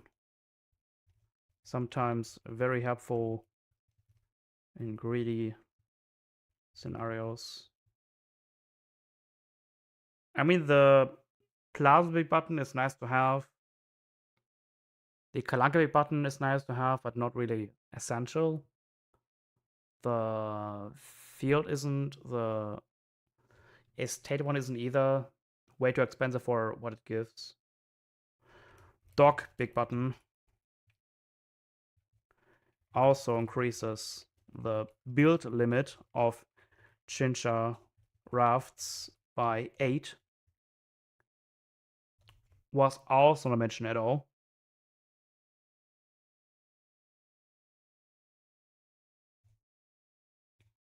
What else?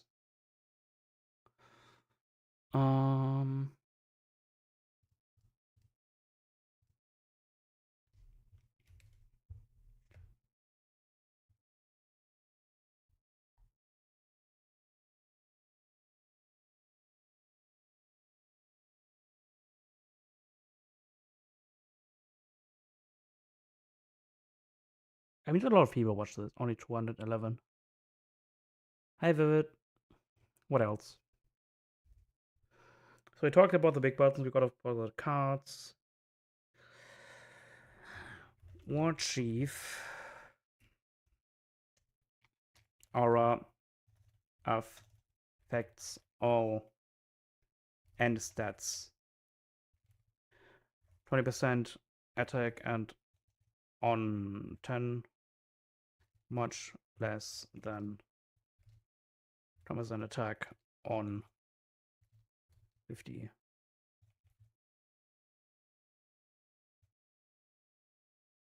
Big essay stream. 100 points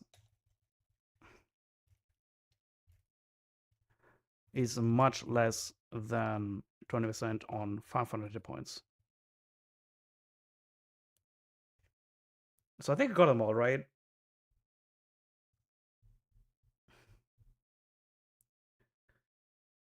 Huraka support only increases siege range, shooting down buildings, gravity is not mentioned, disagree and towards them being best eco card.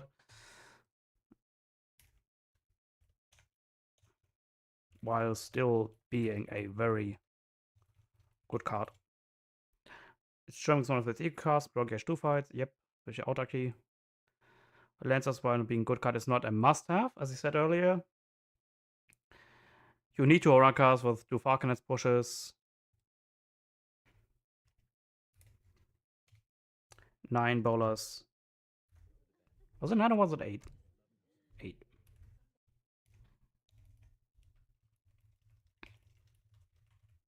8 bowlers also must have. 2 awards also must have. My allies doesn't help with Inca, but they excel at. Super Inca increases by 10% or 50%. Jungle Bomber is same as crossbows, that's why Kaimarka support is a must have of a card. And snare range, yep. I think that's it. Ed, now we worry this much about AOM. It's AOE 3, dude. It's almost Inca. Do you not know about Inca? Oh, pardon me.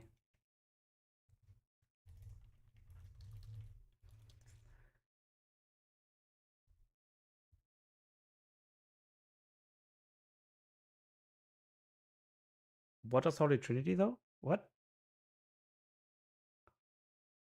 What does it do?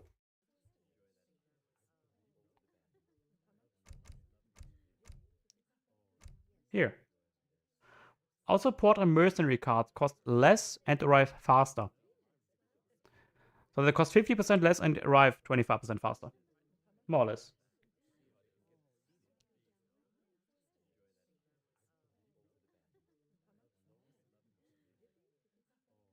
Roundabout.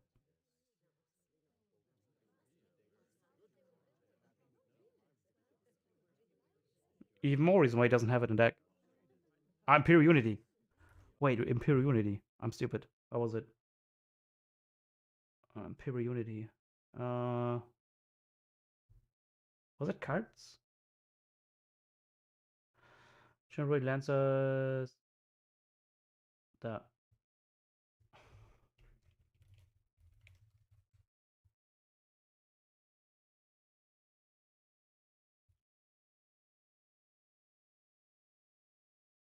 Yeah, I know. What does that do? Holy Trinity.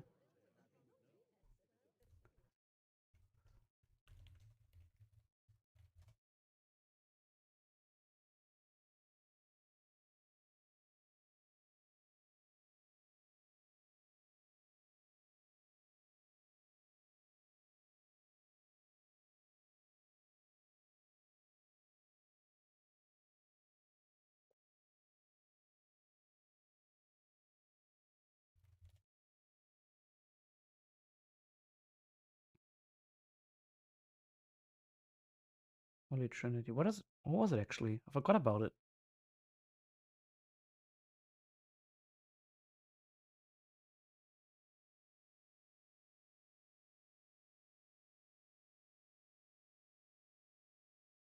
It was a card, but I forgot about it. Holy Trinity. What was Holy Trinity? What was it? What the hell?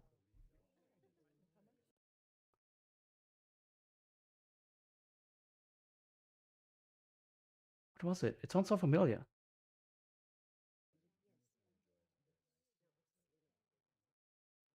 Yeah, and I'm asking you.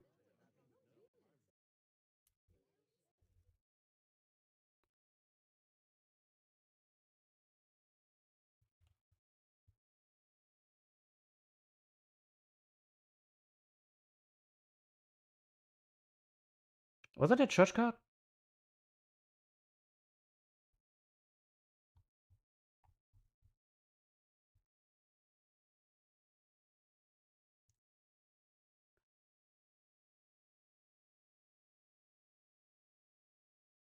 I think it was a church card of some sorts.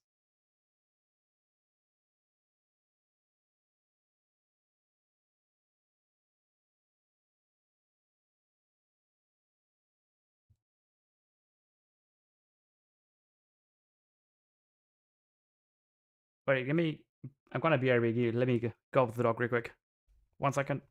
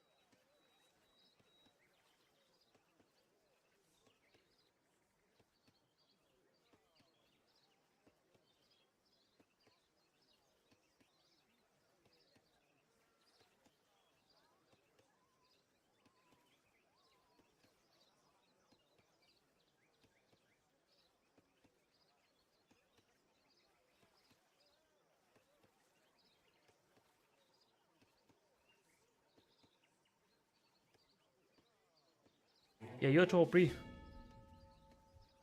Really too OP. I can't join that. Too high.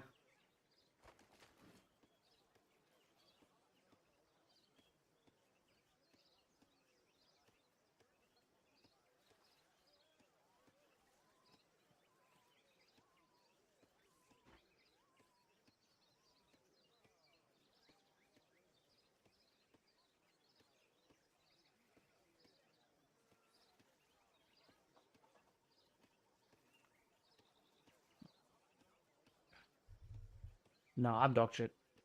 I'm dog shit. A very bad player.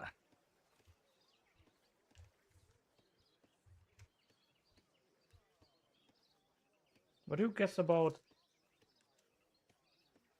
Castle game maybe?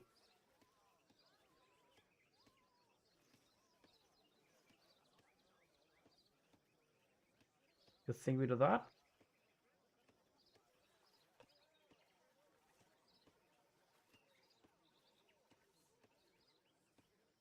Too humble to admit. To admit what? That I'm mediocre. You got the game, perfect.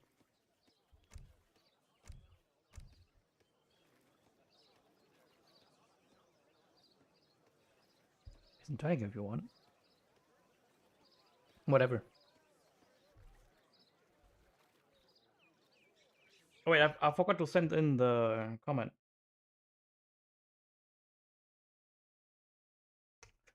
By no means.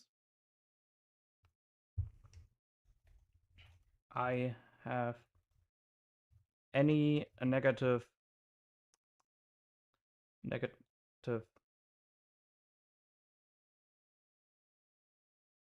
by no hate. Okay, by no hate. I mean that on a negative note. I just want to clarify things by a long-time Inga player. Considering Kenoki said Castle Age means that he probably didn't play it everything for a bit and forgot the one thing or the other. Why didn't I refresh? Thanks for the video and for the informations. Thought you were gone for 15 minutes?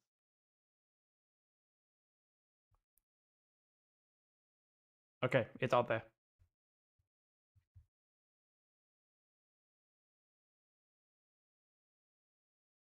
Yeah, he needed air. Not sure he needs to go out so often, Dre. Really no idea. Okay. Yeah, the comment has been sent. For those who want to read it, that is.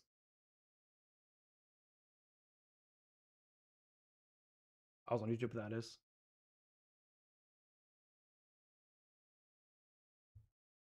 Or give him to send him, I don't know. I've yet to see it. A message on House of a Dragon Post. Who sent a message me there?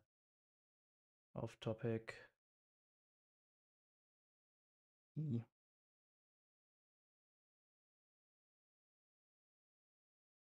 Inca was Brit.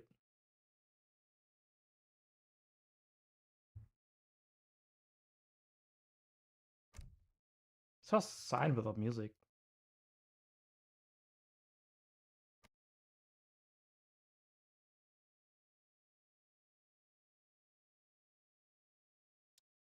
On the topic of Inca.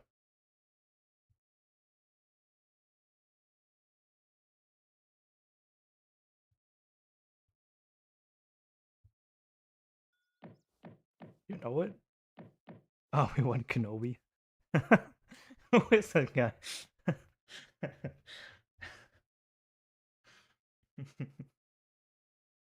I really like this. This name of his.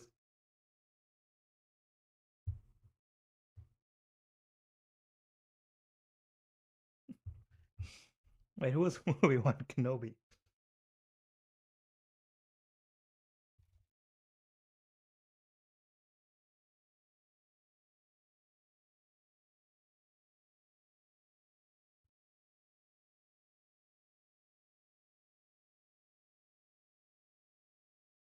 Ah, the fellow USA Lemmer.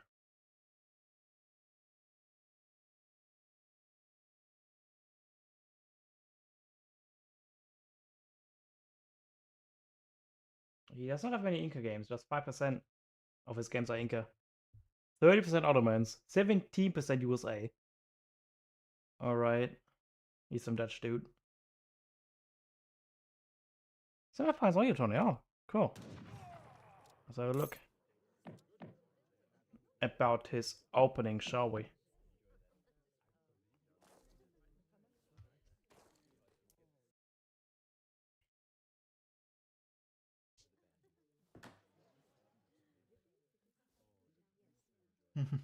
We just watch this.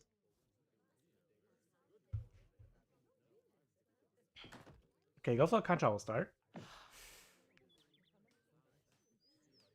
I assume double Kancha will start. Already hurting in the second hunt. A little bit early, isn't it? Guys have a Witch Hunter.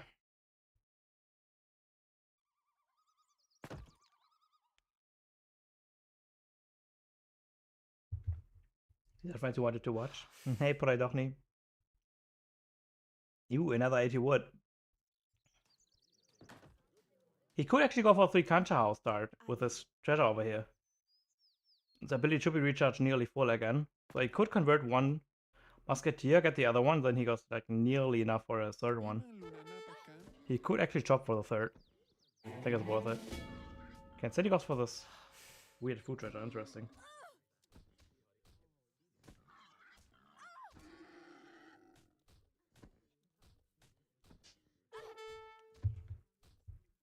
Pin the boom later. We get there.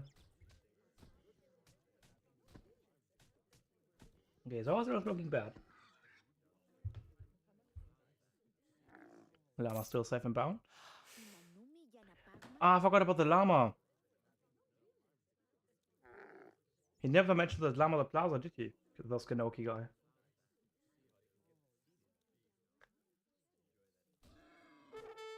Okay, so here's in. Okay, let's go 15 village up.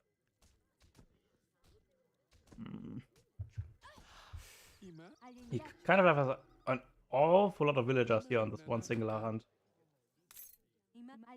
Definitely. One thing what I would do is to get like those 4 villagers back to my town center and then teleport them over there.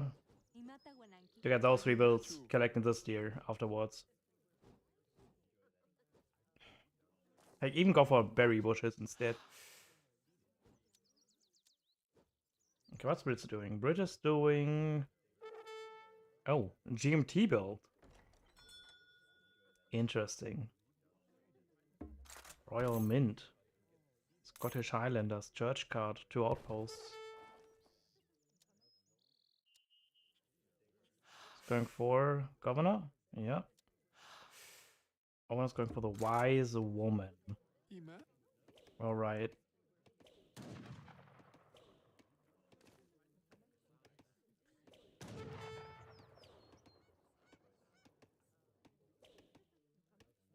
I mean, this guy's definitely not scamming. By his gameplay, he's certainly not looking like a 16 plus elo. Definitely doing some mistakes better players wouldn't do.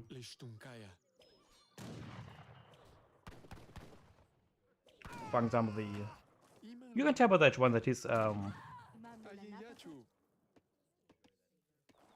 attention to detail micro kind of thing to say isn't great.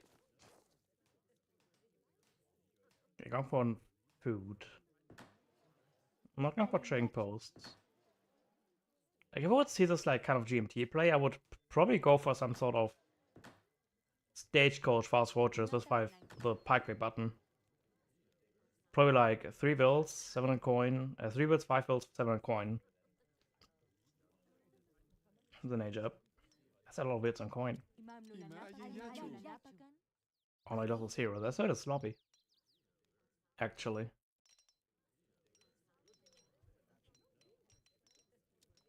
I mean, we have all been there. That's like my herding. Okay, it's very interesting macro. Usually once you have to click the second age, you want to get like 3 to 5 bills, 3 to 4 on coin.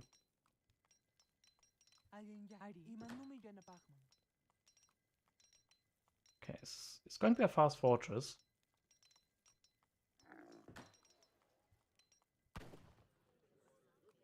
But Brits also goes for a fast fortress, right? Yep. Coin should have just arrived. Yep, it did. Very defense outpost.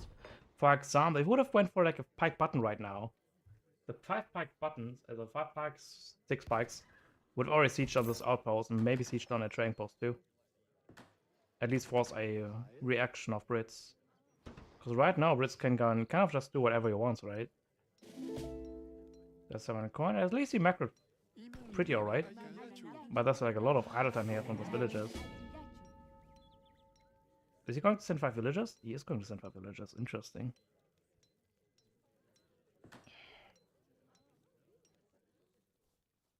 Yeah, the same. I think even going like, even if you don't cause some sort of stagecoach play, just the 2 trading posts are just so much value.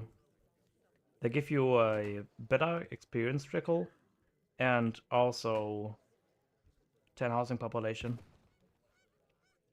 Even some anti-raiding potential too. Depending on the hunt position, I'm going to edge up the messenger.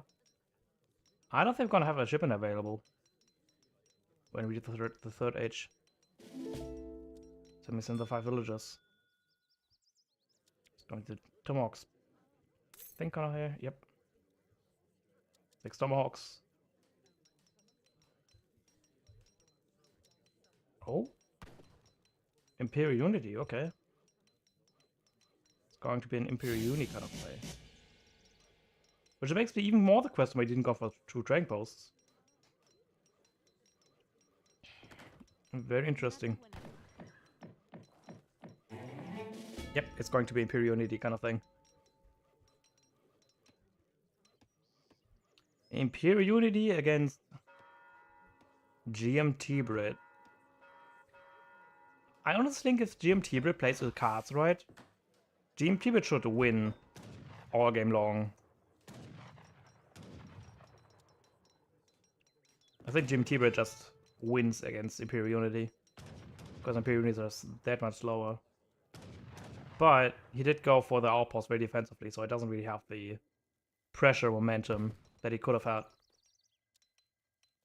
Which may give our dude just enough time to defend against the GMT kind of timing.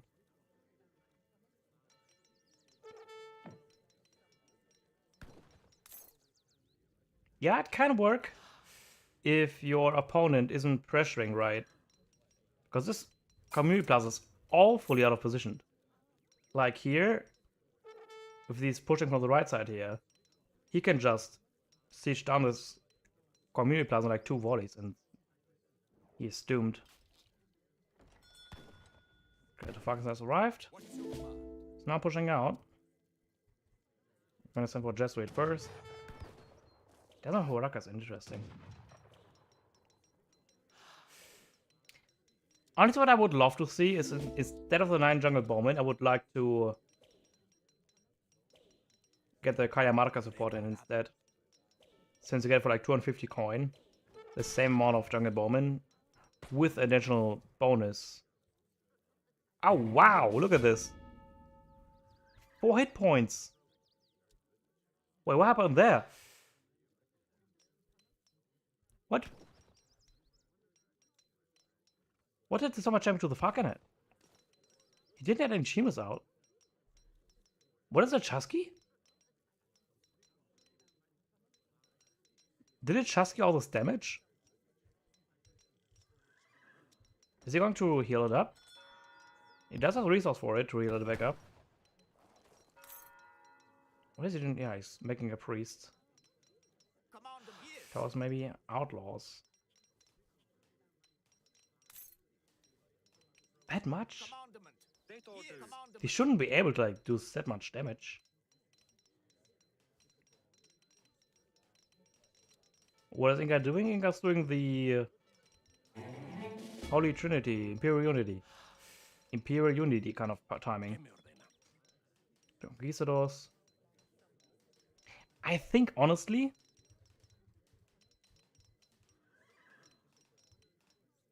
getting this Falconet down to 4 hit points might have saved him the game.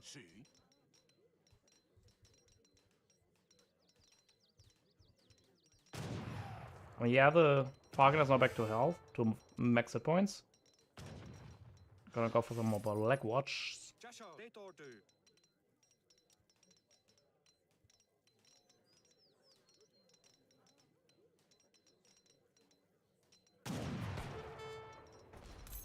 Into 1000 coin, okay. Let's really bank on this big timing of his. Roger's coming in. And that corner of his probably going to use for another batch of Falconets. I mean, in theory, the amount of Musketeers and Falconets that he has to dispose right now should honestly win against those Conquistadors. I would think. I would thunk. I have a lot of those. 12 of Black Watch. Which have a very high base attack. I guess that depends on how well he can micro those. Because it's very easy to go overboard on attacking one unit with a Black Watch. Alright, Steel just come in, hunting dogs. At 11 minutes, 11. Alright, the coin gets used. Another Falconet queue. We don't have the wood quite yet for a second or third Falconet. I honestly would love if they would buy like another 100 wood with coin and go for a second Falconet, because 4 Falconets are much more deadly than 3 ones. Yeah, they do give experience stick, but not much, 0.5. So 2 are roughly about a training post.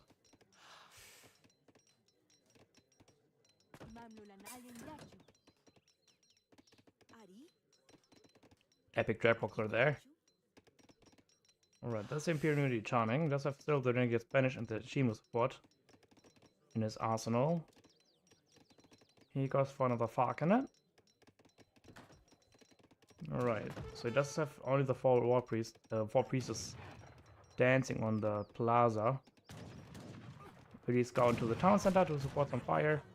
But it's very nicely being on the back on the town center. Oh, he's doing an awful lot of villagers here. Nice. I think he was. Oh, Miking, look at this. The army is so much walking, not so much fighting. When Falcon is down, 2 more are available. This is an awful fight for Inca. Nearly half his timing is dead. Only half the units are remaining. 9 junglers coming in. The 2 Falcons are still alive. The third one being reinforcing. We have 34 wills compared to 26. Keep in mind that he still has 1000 wood in this. Awesome. Wait, did he already send 1000 wood? Wait, he might have already since used 1000 wood. Wait, what for? Wait, what do you use the wood for? Excuse me? Excuse-moi? Bar wills, 5 us into 8 villages. However, if, well, there's a very big if. Oh, it does set in the Renegade Spanish, which in theory does soft count all these units over here. That's the tower fighting for him. Ooh, nice volleys. If he's smart, he's going to make another healer to heal back his Falcon to the max.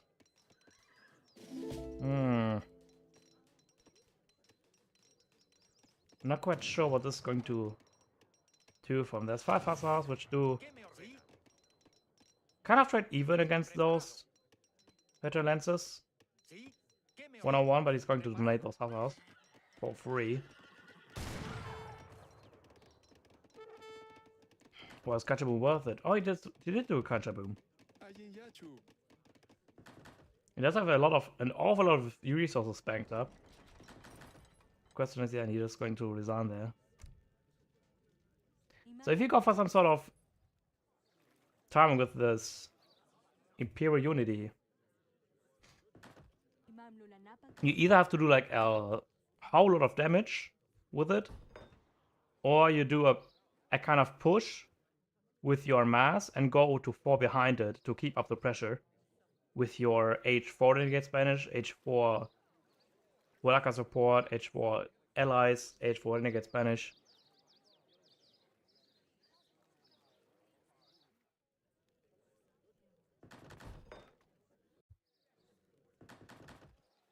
Or you maybe at best go for 8 wills and 2 town centers and go for eco that way.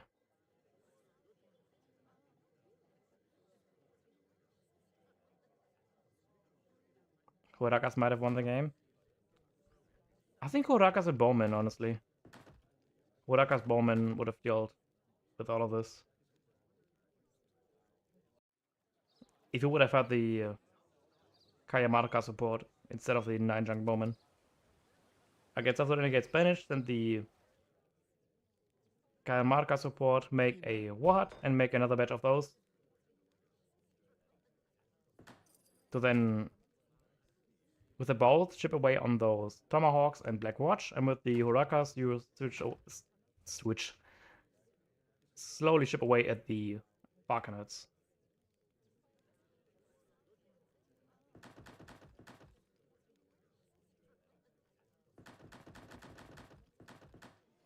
Yeah, 2v2. Tupo. You destroy those Tupo. With Tupo allies. Tupo alloys. Alloys. With Tupo alloys. Yeah, see? You need to overgather him. Not worth it. Rid is just way ahead of you.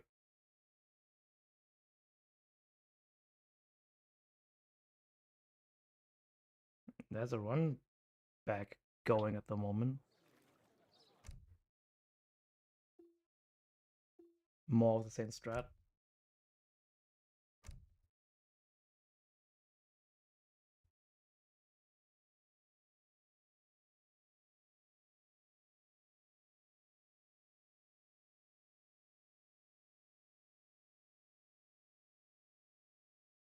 What else do we have? We have Charles Ekel against Sudiste. Harris against Bahi. Chen against Adamine. Russia Mirror. Aztec against Bre.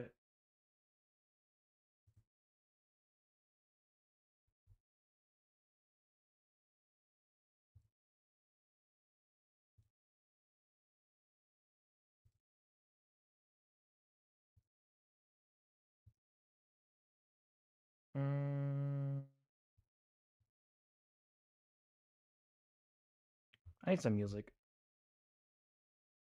It's too silent for me. Sadly, my U track isn't finished yet. It's like 80% done.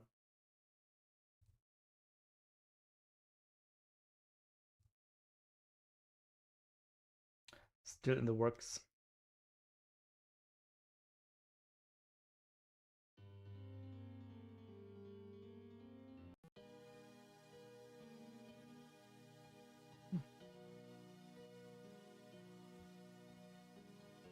I need something to work with.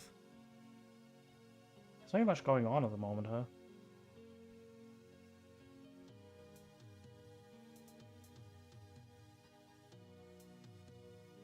So much Ottoman, and Russia at the moment. Crazy.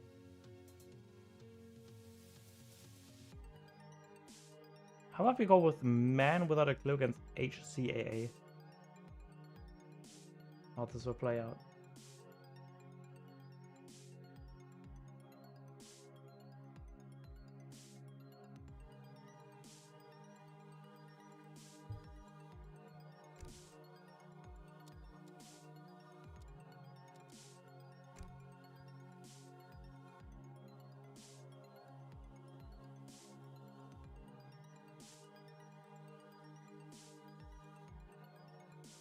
Rashamir, yep.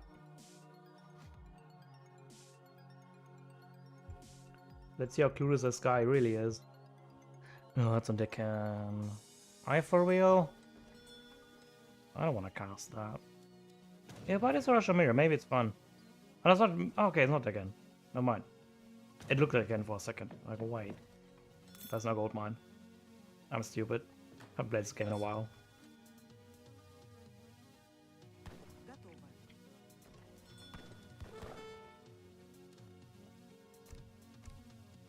Oh my goodness. Does he have many decks?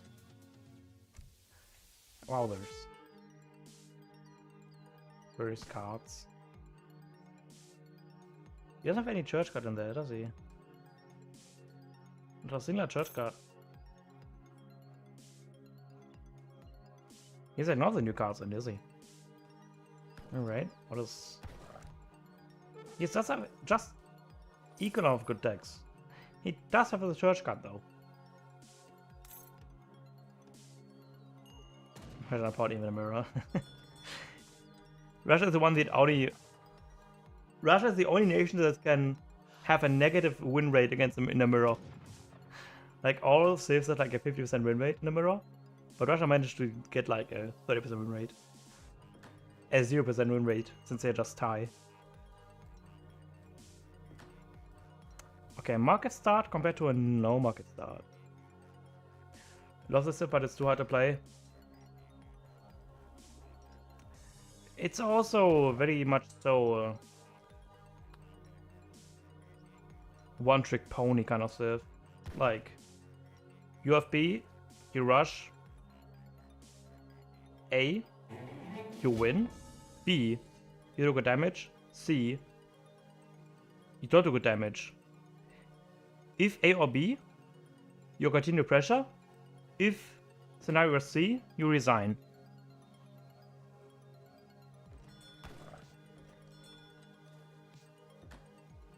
And this is like rinse and repeat.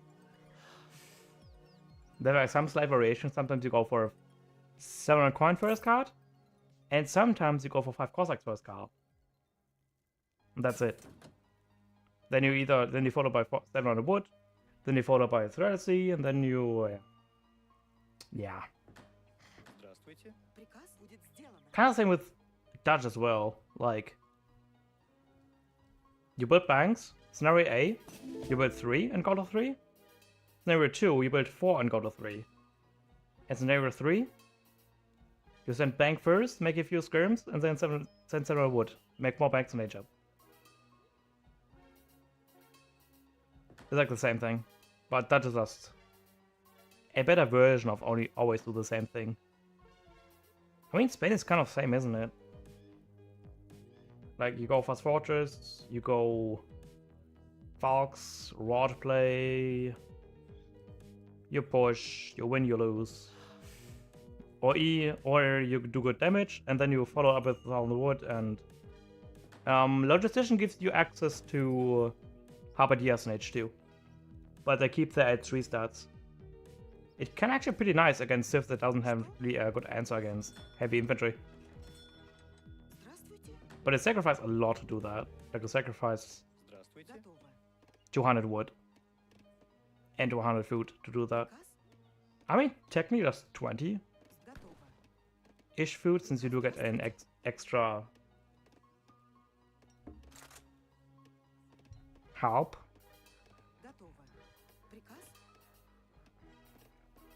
It kind of does.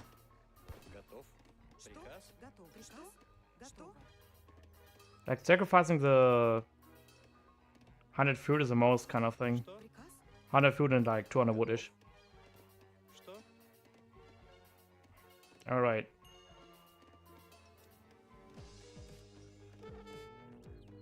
Hey, if you look at that, nearly same age up then. 492. 484. He did got stage hunting dogs though. And he did not get Gangster. Questionable at best. I'll give you a go for a market start. Why not go for Gangster, right? No reason not to.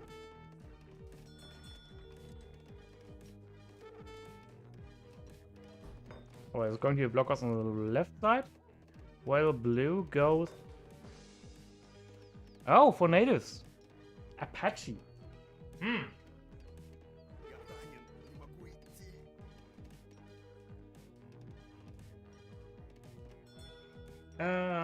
Nordistischen Germany. It doesn't get that much usage. For me at least. Like, the only benefit you get is like the arsenal for like 10% on your already squishy Yulins, and what else? Not really that much. 10% on bows and pikes. Alright, going to go for a good old 5 Cossacks, 5 pikes kind of timing. Oh wait, while Man Without a Clue goes for an in-base blockhouse, sends 700 coin instead to go for some Apaches. It does give you 1 extra Yulin, yeah, that's right.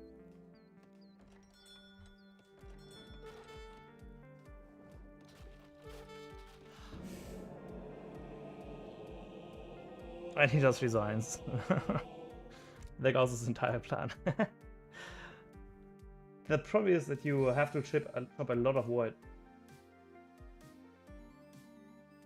It's 4H1 and 2 cards.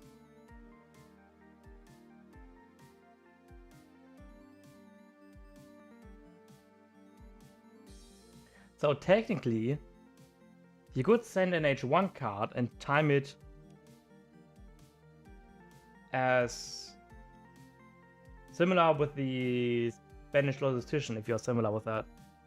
That once the green bar is beyond the I in the exploration age, you send it then. As soon as the second age, you will get an Yulin, which can be used for some sort of kind of shenanigans. Yeah, it's pretty big. Especially for a civ that needs a lot of housing. It's a bit tricky. But one thing I would love to do with Germany, especially against Brits, is to go for a stable start with Yulins, to force my opponent into... Wait, why is it... What? Why is it... I don't like... Why is I don't like... Why is I don't like... What? Why is I don't like flag as blacklist? It doesn't make sense.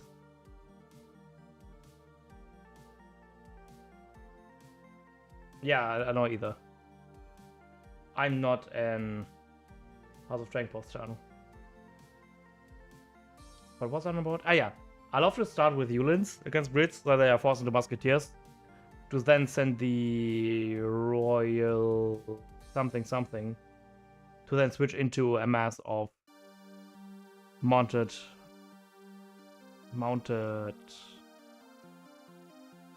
riflemen? Or was it mounted infantry? I think it was mounted infantry. To then just shred them. And since there's a mobility advantage, you can kind of choose wherever you want to fight. You can kind of counter Musk and longbows alike. Even Hussars too at some point. Not 1-on-1, but you're going to have the cap advantage anyways.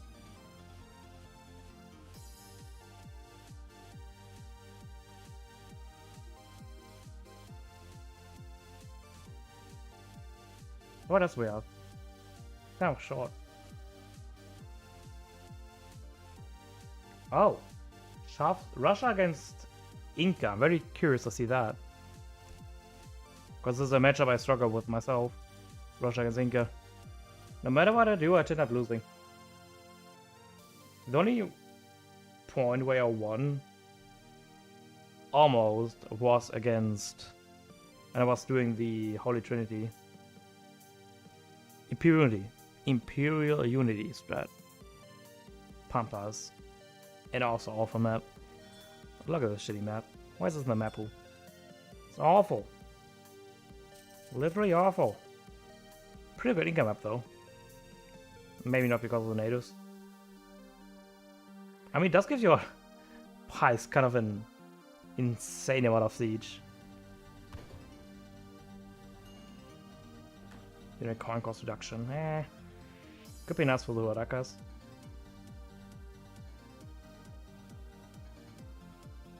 But more than Falconets, imagine.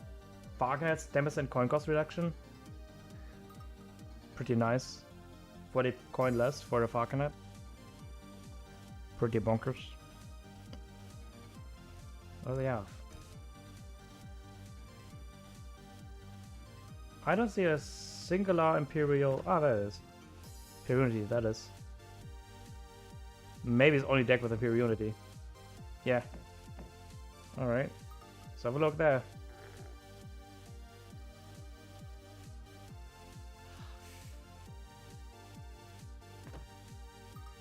Body food over here.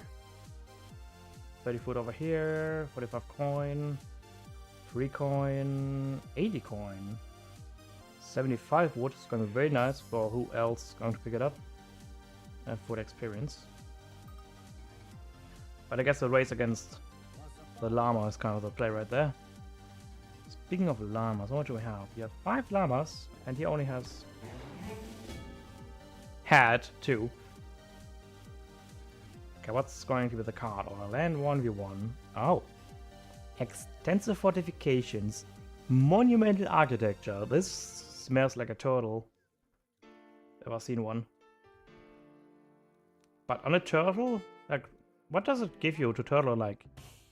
A map with like 2 hunts. The starting hunt and then the hunt you can herd in. That's kind of your position you're in. Then you have the berry bushes and that's it. Huh? Nice wood treasure. Goes for 2 country house start. Here's what you're going to edge up with. So the chief is builder. Elder wood. Chief, builder, elder wood. You remember that for me. Alright, so what is Russia doing? Russia's doing only the house star, leaving the woodcarrier on the floor.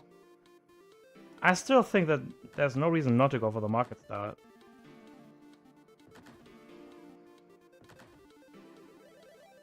Isn't it the worst case scenario? You're going to get hunting dogs with your distributivism, right? Distributivism. I never learned to pronounce that. Even after all those years. Nice. 80 come for sharp cycle. Like even now, you could have bought us wood. Buy 100 with your coin and then get hunting dogs available. Right? I still think there's no reason not to go for a market start.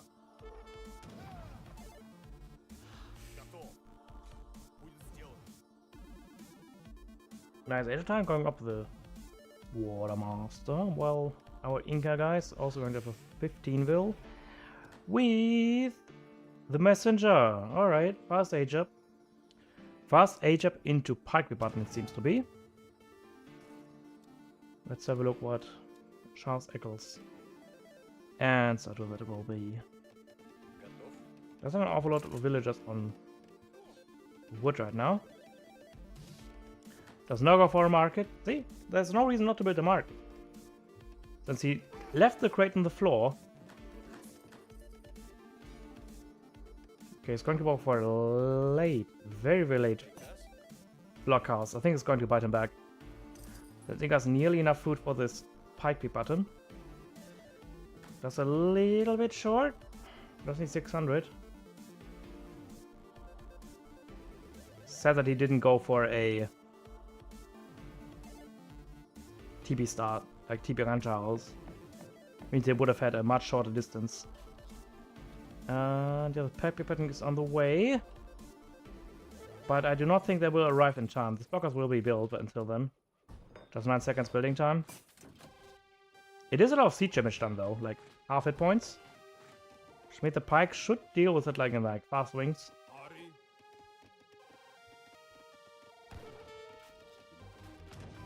What's the first shipment of Sharp's Echo? It's nearly arriving the second age. I think the pike might be able to kill the blockhouse, since there's still a lot of time remaining until the first shipment comes in. 13 threads on the way, but I think this blockhouse will be dead by then, since there's no repairing until the building is not being attacked for the last 5 to 10 seconds. Ooh, look at this. Very clean micro from our ranking guy. Another mention, the in-base blockhouse being built. That means the blockhouse is not going to really give us much of map control.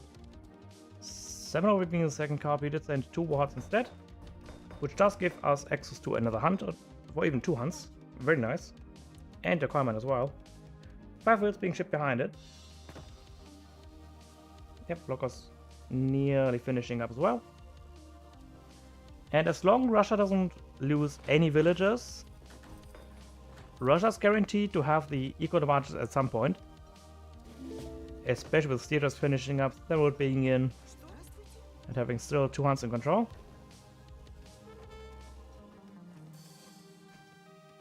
Okay, we're going to 5 builds behind this. We have still got our all 5 llamas, which are going to give us 1 wood per second, which is like roughly 2 villagers by now. Here, 0.5. Going to get some more villagers on coin means we're going to go for a big Shima switch. 2 of the 5 to 6 on villagers on wood, just to get our Kanja house economy slowly but steadily rising up. We have bought the moment. There's the recruits coming up, with 5 Cossacks coming in as well. It seems that we cancelled the 13 strides for 7 wood, which is a nice adaptation from Sharp's Echo. Our Inca guy. Yep, still slowly spreading out his economy. It's now on 25 villagers, while Russia's on 17. Keep in mind that Russia trains villagers 10% faster, I think? 10% faster and 10% cheaper? Well, it's 20%. 15-ish. Cossacks have arrived. They're going to try to raid, but I don't think they're going to really raid a lot. If any raids happen at all. Since he does have a lot of vision on the map. Maybe the Cossacks can sneak by on the far corner of the map. He can kill a villa or 2. There are the Cossacks just coming right in the middle. And the game is freezing up. And it turns out he will... Okay, he will not kill a will. So what's left for us to send? We could send Samurai Coin to mess up a lot of Machinos. Dav Karare. Can someone tell this guy that Karare is utterly useless? Thank you. Oh, we go for 600 wood to increase our Kanchak house count even further. 20 builds to 28. Again, Russia's eco may be behind for now, but it will catch up very soon and very quick. Since there's always spies threat in his deck, which I would love to see right now. Since both players seem to play the greedy game. Nope, we're going to send 13 threats instead. So... what's the play here? Some bowmen, pikes, chainbows, and bowmen. We have no 8 Kanjaus available. More coming up. We're probably going to max out our Kanjaus with 600 wood. That we should just send to ourselves. Sharp's is going for the Tracer recruit composition. It's like... I think the composition that you need against Inca. The recruit / threat composition. Of course, Cossack is also very strong. So soaking up some damage against the Chimnews and the Bowman alike.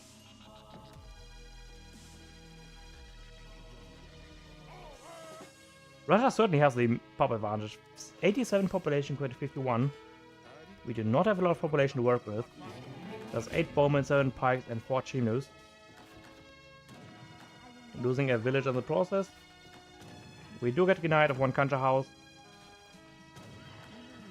But he does lose all the Cossacks. He tries to micro as best as he can to maybe break the snare. He did break the snare. So 2 Cossacks will survive. An awful lot of team was still coming on the back of this. And I don't think Shazak has the amount of musketeers available to really defend against this. 20 recruits. I honestly would actually love to get some Porochiks in the mix. Ever since they do not cost 210 coin but 210 food, I think it's quite an underrated unit for Russia to have. Especially if you are having to fight a lot of melee cavalry, such as Chimus, which are known to be slippery. You'll see the score slowly but surely catching up. You see here, there's only 31 villagers compared to 29. And when the Chincha Bring is arriving, they're going to have like 6 more villagers. 6? Nah, no more 6. Ooh, nice right here. I feel it's dying. Very nice, very nice. That was Incarnate. 109. Okay, it's like 10 villagers, roughly.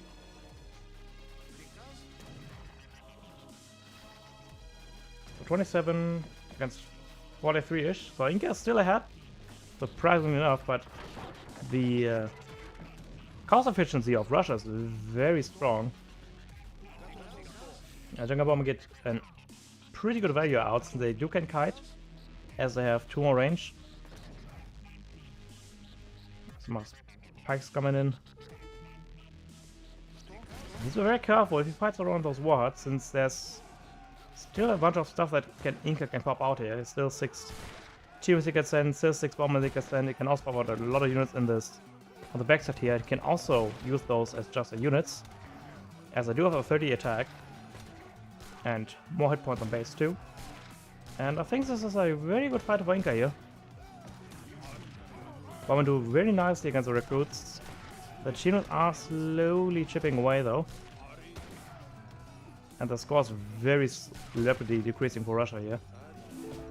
As I still the airtime Chester soaking up a lot of damage. And yeah, the team move reinforcing will indeed seal the deal here.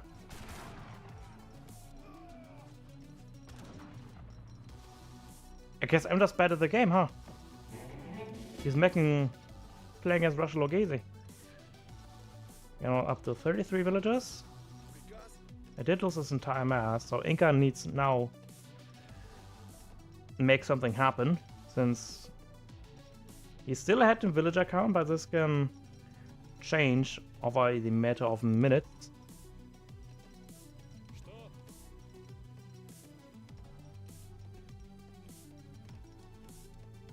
What's next card? Next card is going to be 700 coin.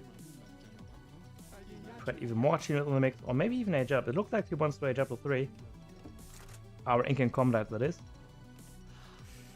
What is in plan for Sharpcycle? Sharpcycle still has the coin shipments available for him.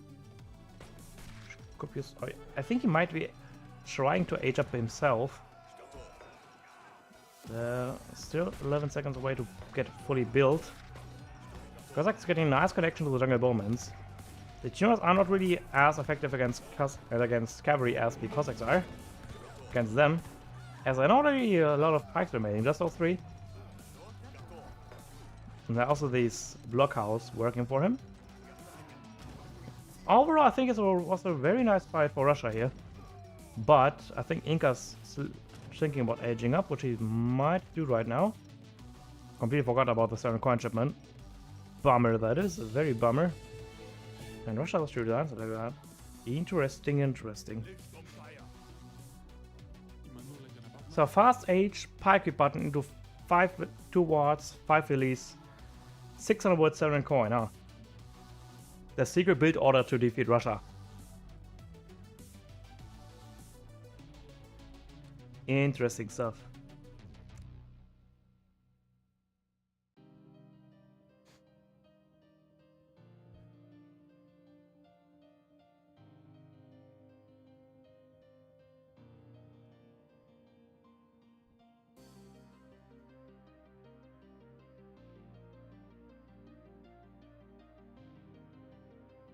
Inca OP for sure, dude. Has to be. No other way around it.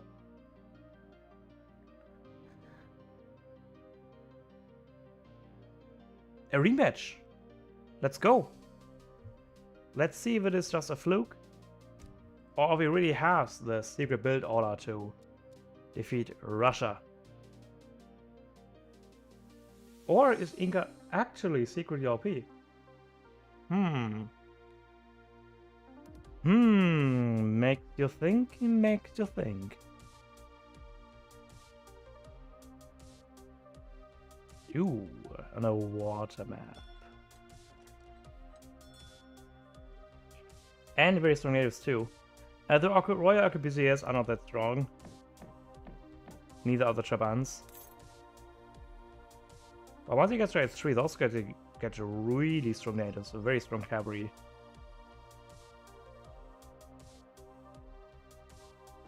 Okay, now I'm very curious if it goes for the dog start or not. I don't think it will. I think it will stick to the double contra start. Oh! Oh, oh, oh, oh! He's thinking about it. She's thinking about it. Ah! We do see a dog start. Alright, alright.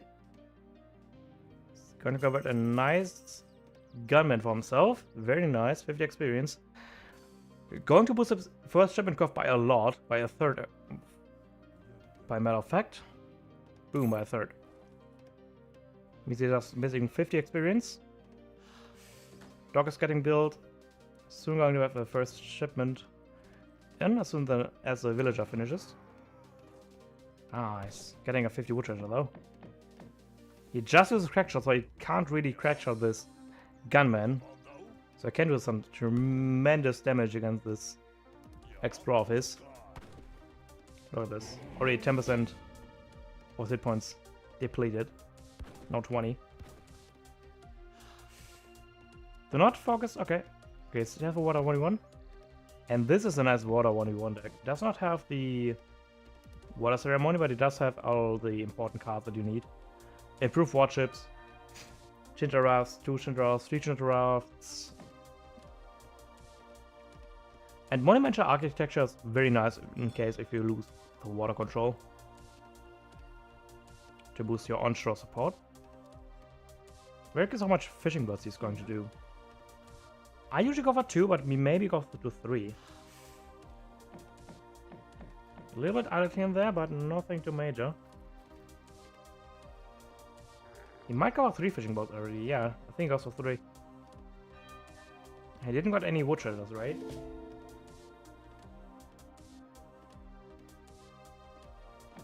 No, not a single wood treasure. Goes for... Okay, 3 fishing boats. It's going to surround him with H1 by a lot though, right? Another treasure contention. Who's going to get it? How is looking... Man is risking it. 2 gunmans. Oh. Oh, Russia got it. Russia got it. 90 foot for 45 experience. What should I do take? I'd rather have the 90 foot, because it does help Russia out a lot with the age up time. And on hindsight, it does hurt Inca a lot, since he's on 600 foot now. So yeah, look at that. Being forced to make another village at 248. It's going to enter very late indeed. At like 315 around about. So age up time we're looking at, compared to like 3 minute flat. Even earlier, 256. So we're going to have to age up with the messenger, even making another villager on queue. This man is very greedy indeed. He probably cancel that villager, since he's like nearly 600 foot available. I hope he realizes it. Okay, might as well finish it up. This feels like halfway finished now. Okay, it's going to be very late age up, like 340. Hot damn. Let's get a 90 food treasure. Going to with the messenger. Fast age up. He really needs a fast age up to get it back into the game. Does still go for the pike button. You would think that Shazaka might have learned from it. Does have enough wood for a blockhouse of his own. He's going to go for a very defensive blockhouse this time around, so Inka's not going to be able to siege it down as easily. And I think he actually just won't be able to siege it down since he's aging up a bit too late for that. But he can still try to at least idle the opponent with a bit of pipey button action. Towards being shipped first card, nothing changed there. Let's see if the secret builder works the second time. Did not make any more fishing boats. He did not make a plaza either. To himself the woodchucker in. Does give a nice experience treasure though. 85 experience. Very nice indeed. Was nearly in. But the first strong shot is going to be 700 wood. He does have a bit of anti-water. 2 caravels. Not one frigate. He does add a dock of his own now. He's probably using the wood for a caravel. Just to test the waters. No pun intended. Okay, maybe it is. Get the 5-pack slowly marching across. Hoist the block cost in base and immediately going to retreat. More villies. Probably have villies next, I would assume. Okay, mix. Oh, I thought it was a ward. That would have been a pipe head of a ward.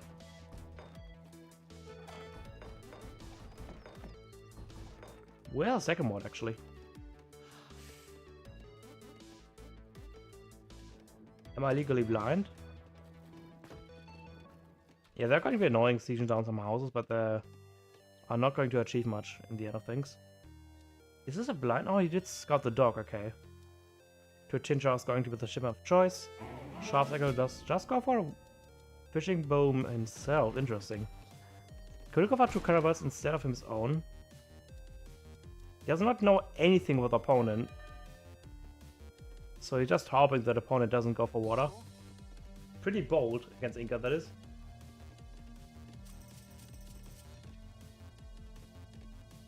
And I think the 2 Chincharos can actually siege down the dog all by themselves. The blockhouse is now getting built.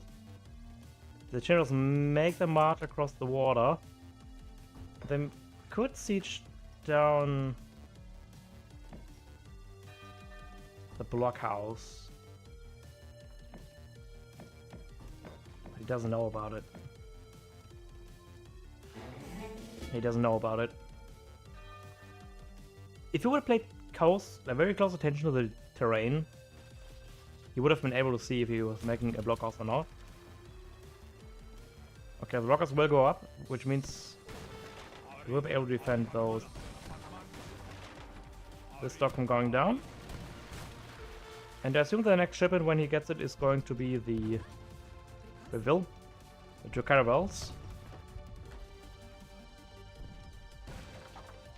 Yeah, so for now he's safe. There's still a...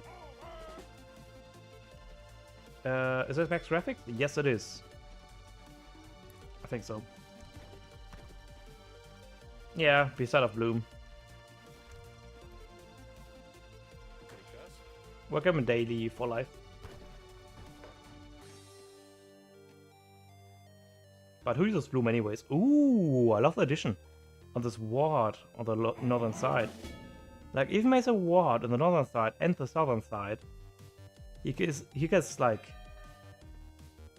a choke point that's impossible to penetrate. Okay, 2 caravels are already on the way. Another Kanchas on the base, which means how many Kanchas do we have at the moment? Don't think we have many, just 3, yeah? Yep, just 3 conch houses. Because we really need more. Look at us, we are like so highly popped. Doing still a very good job at treasuring on the thanks, no problem. No worries. For the coin treasures, there's still another experience over here. And another food treasure on the right side that you can take. Even another coin treasure on the back side. And not to forget a 2 stray sheep on the northern side, in addition to a stray dog that needs a rescue. Even gone for 2 warheads in the north. Oh boy. This guy doesn't know what he's up to yet. Yep, there's a flaming arrow. I mean, not asking why an arrow does as much of damage as a gunshot, but who am I to judge, right? Keep in mind those caravels still have their broadside ability ready, which can deal with the one Kancha Chinchara very easily. Okay, he does survive. One caravel is on. If I love this additional water. This is such a big brand move from Inca here. Improved watch is coming up as well. What is the answer of Russia here? He doesn't have any other cards besides the two caravels here to support on water. I feel like the way to deal with this is to not to deal with it at all. To just go to your opponent's base, siege down the Kancha houses, isle your opponent on land. Since you already achieved what you wanted to achieve, you force Inca to invest a lot of resource into water. Because this is 500 wood. He made another Chincha raft. That's another. No, wait, I don't think he did make actually another Chincha raft. Like this 500 wood. You also force 2 cards of your opponent's decks, being the 2 Chincha raft and the proof warships. It's also already a massive win for you. So you could go for asset the aggression against your opponent, or you could go for the third age and go for a 2 Falcon timing to do essentially deal with all the infrastructure on the enemy side. Since Inca does not have any answer at all in H2 against well protected Falconets. And those Shintraft do not have the biggest range, plus 20, the range of a skirmisher, which those Falconets outrange. They even outrange the Ward, if you didn't know. Falcon does have 26 range compared to 24 of the normal Ward, and Outpost and Blockhouse, and outposts and castles. Any H2 building essentially, besides of the town center. They do outrange. Mirage Politics coming in. Okay, I see that. Which does make your age up on 15% cheaper. Yeah.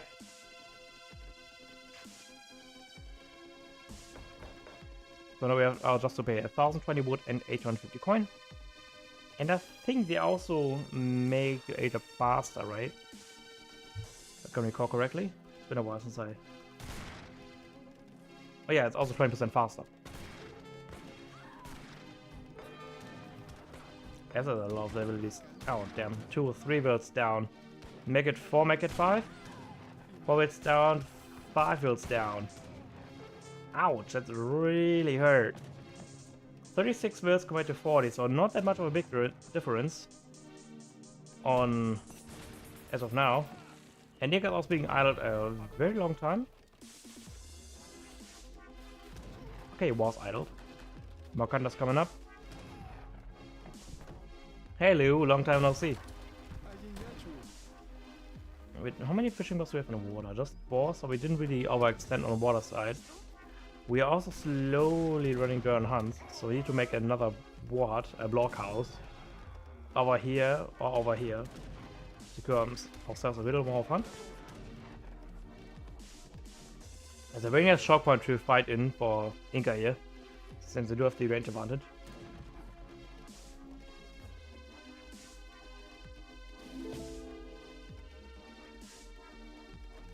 A long time no see, it's been like that last year.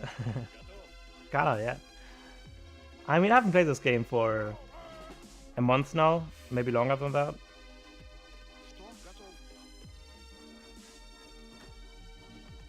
Okay, did send on 7 coin to age up. Very good choice.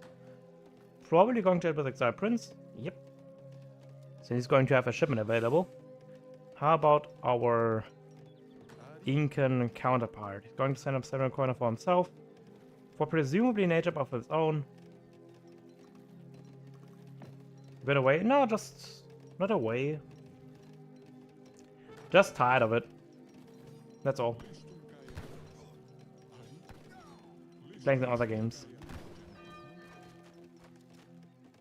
I think we can actually cancel this 700 coin. Like enough coin in our bank to age up. Like by the time the coin arrives, we already have 1,000. So there's literally no reason to spend the coin now. We actually lack the food, if anything. Look at our food count, it's like 0. I can switch all the villagers that are on coin onto food on the right side and then go age up. We already have 3. Veteran strategy coming up, 1,000 wood being shipped in. We do not have the church card, so we do have to manually upgrade all our units. Need to be very careful with Stronger Bowman, because they can easily be outdoned. Mass Team GG. I don't really think that's that easy. There's still a lot of recruits remaining, and soon there's going to be a lot of Cav Archers, as I do have melee resistance. Which means they're kind of tanking a lot of hits from the Chimus. Alright, you're going to have the messenger, I suppose? The chief. Okay. I mean, we do age up 20% faster. But that's hell greedy of an age up. Kind of surprised we didn't go for this strength post right now. Neither for this one.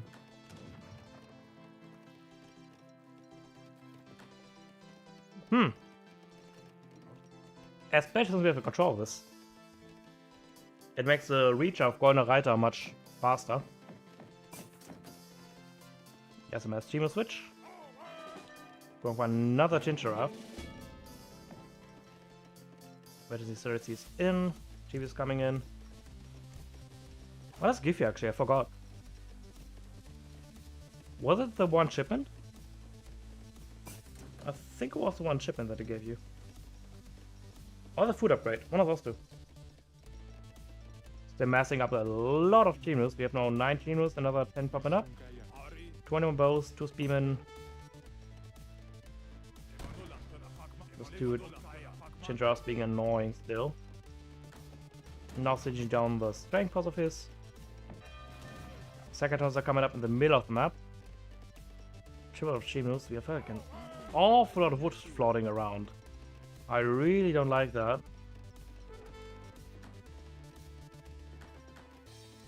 We should use our Golden Rider before it expires.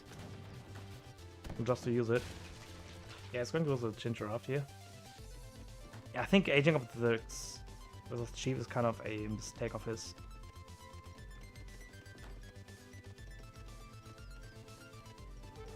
The lions come in as well. I'm really curious, what does the chief give you again in H3? I never seen it actually. I think it was the shipment. I'm pretty sure it was the shipment. No. Ah, it was a TC Trebor. Okay, since he doesn't have the two TCs in his deck, it's actually kind of decent age up time. Age up to pick from. So right now it's 2 TC against 2 TC. Odosh has 10% faster TCs, so 2.2 TCs against 2 TCs. So it's 55 against 37 at the moment. Just a slight score difference. If you consider that Russia has much cheaper units, it means actually Russia is way ahead of Inca. Units wise, recruits being on the base of the Incan fella, Chivalrous Jungle Bowman, Machu Picchu being shipped. Where's the Chindraf you needed? Oh, like a triple Chindraf coming in here. Ugh, this is an execution if I see one. Not great. Skyrim Goon comp. They do have not a lot of siege though. Which means our Chindraf can do a lot of damage against those. Very nice indeed. What is that again? Ah, Machu Picchu. Okay, Machu Picchu goes up in the... Oh no, there's a town center. Where's the Machu Picchu though? Like, where's it? Ah, on the northern side. Could actually go down here on the north. I would have actually placed over here to give him mine and hunt. But that's fine too, it gives him safe access to this copper mine. Town center's already finishing up. 3 Chinchar support. Alright, Chinchar support coming in. What does it give now? Okay, it's 3 fishing boats and 3 chinchilla at the moment. Soon to be 4.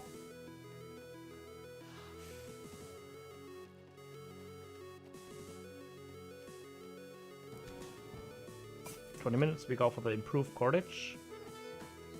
On both damage and points. We still don't have Covenants? Why would you want Covenants against Zinka? What? Oh, to counter the chinchilla. Interesting. Interesting choice. Because those Covenants do a lot of damage against warships. We do have a big button available, Inca Raiding Party. Yeah, I'm aware. Will Zinga play? I don't know. I wish I do. Zinga play is playing pretty nicely. A pike button? Ah, I didn't pick the... God. I would have thought the Inca big button popping out of the stuns, that would have been very nice. Yeah, but Falconet with hitting shot does the same thing, doesn't it? And it also deals with all the Incan infantry too. In addition to that. I guess they're also decent radars, huh? Well, I do think those Corvins could actually reach from this shoreline to this war hut. I string a bomber from this war hut. Don't think I want to do that. Uh oh, there's cossacks around. I can deal with those. Both pike comes in kind of easy. Doing a lot of bows, and look at that. A lot of bows coming up. Needs to be very careful not to expose himself. So it's 48 against 56. He still does have a slight advantage in the economy play. But his army is very exposed here. Like another batch of Cossacks on the left side could really steal the day here. Like we do have another shipment available for like bow or achievement support, one of those two.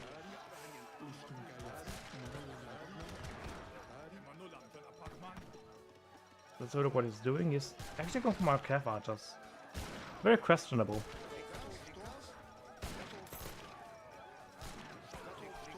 He's also sacrificing his entire army. It's not a good fight for Inca at all. I would think I would probably try to fight my way back to the north here. To try to get somehow back into the game, but he just sacked the entire army into it. Not a good trade at all. He does have the eco advantage, but remember that he is only going to have 12 villagers on the water side, and all these are going to be on coin only. So does have a lot of coin access. He does also do 2 tons and is going for a farm instead of going for the hunting. Very interesting indeed. That's got some decent raiding here. A few achievements being annoying here and there. State got it in the southern side though. 46 to 61. Yeah, the Lizog is finally going down.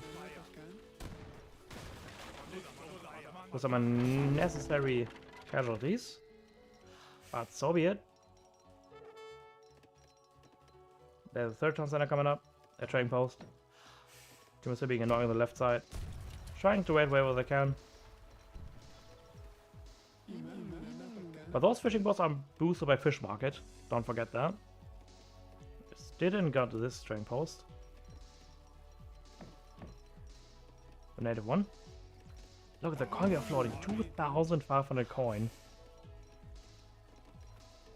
It's at 26 on coin. Where are those coin villagers over there? Like, honestly, we should all get this coin village out of coin onto food here. That's what Charles thinks. I'm thinking it as well, but I guess he isn't. So he's just buying food now. I mean, the age up is going to be cheaper. I actually think he should age up with this TC on this island. To be really safe. Going for say, go for 8 villagers. I mean, he doesn't really have anything else here to send, so might as well send it, right?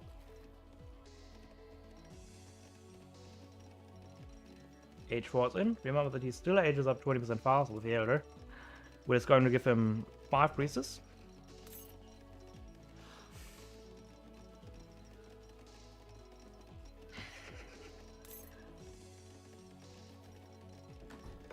I mean, 9.5 village are pretty nice to have, isn't it? And all the train posts on food. Just shows you how food hungry Russia really is. He does have refrigeration in his deck, so his eco on food is going to be very nice. And there's a much picture opinion finally getting built. I'm just getting built by the watchy, never mind.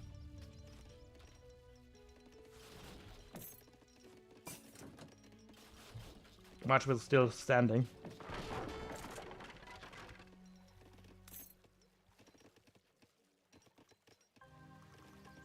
And I think all the food is nearly expired. That's the last 2 villagers, fishing boats, working on this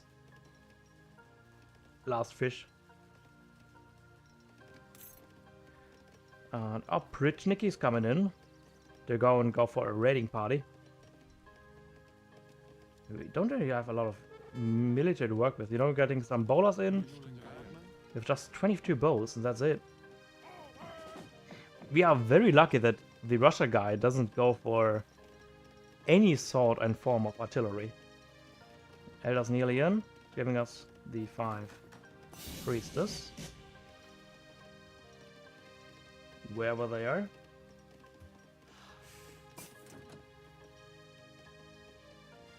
Well, actually. Or does it not give you the 5 priestess? Or what are the food age ups? No, one of the food age ups. Near the coin ones. Wait, what? I tried to push in before the champions come in, but he does fight under a stronghold. It's not great. Wait, where are those priestess in? I thought I jumped with the priestess.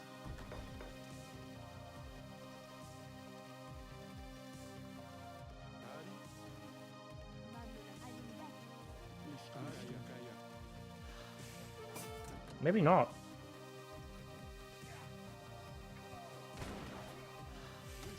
And those musketeers finally get cleaned up. What's Charlesegger up to? Charlesegger goes up with a little station. We're still going for a massive Screaming Goon comp. Only thing that's missing here is, honestly, was about artillery, but there is now the 4 light cannons for 40 coin a piece.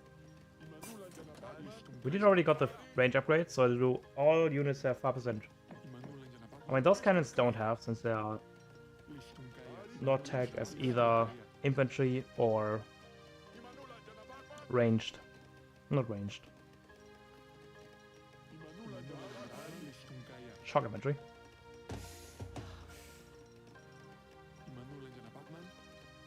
Yeah, the Shaman Chimeras come in. We do have Shem boss already. Do we have a Kalanka? We don't have Kalanka yet. Which was the next choice. We do have a decent amount of jungle bowlers warriors here. So I would love to have a Shaman Rocket on those two, since it does give also them 1 extra range. So I actually have the same range as strategy then. Alright, that's another strong one coming up from the priest here. On the Chester. What's her name? Erdheim Chester. And National Radio is going to be thus.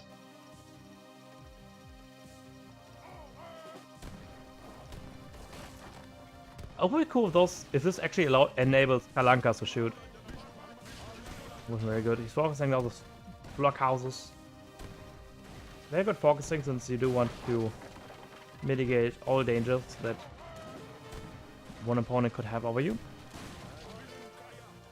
Need to make up not overexpose those field cannons.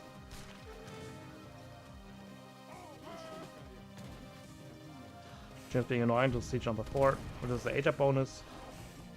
Still sucks to lose it.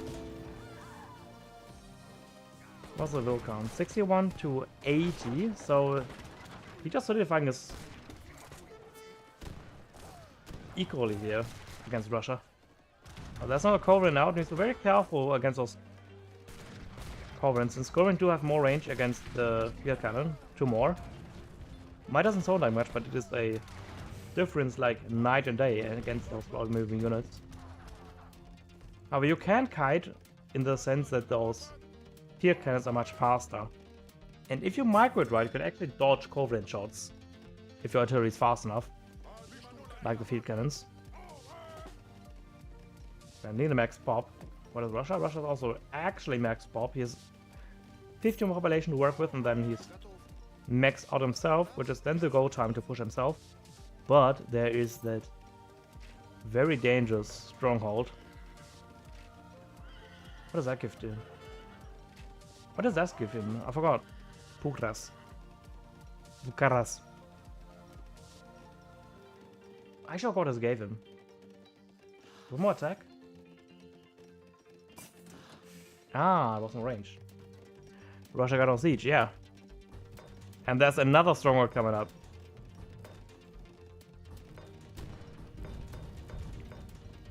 We were talking earlier about the Holy Trinity, huh?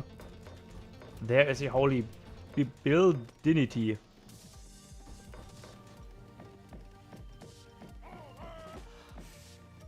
The Holy Bukaranity. Yeah, there's the other one. 50% building hit points improvement. I mean, Russia's at age 4. What about to say? He does have the act to mortar. What are they going to do? He does also have enough Corvins to deal with those field cannons, and he does also have anything else that he needs to do to have to deal with the units from Inca.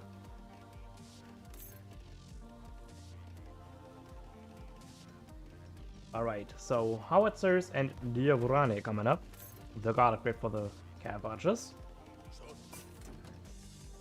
Very beef units, 451 attack hit points, and essentially 46 attack. I think he's trying to go for the Tarkilns, which gives the units 5% hit points. Could also go for Golden Liberty, why not? With 5% less coin. Just to have it. Alright, Steamport is getting researched for improved coin gather rates on the factories. It's very careful with the field cannons. It's playing with fire right now.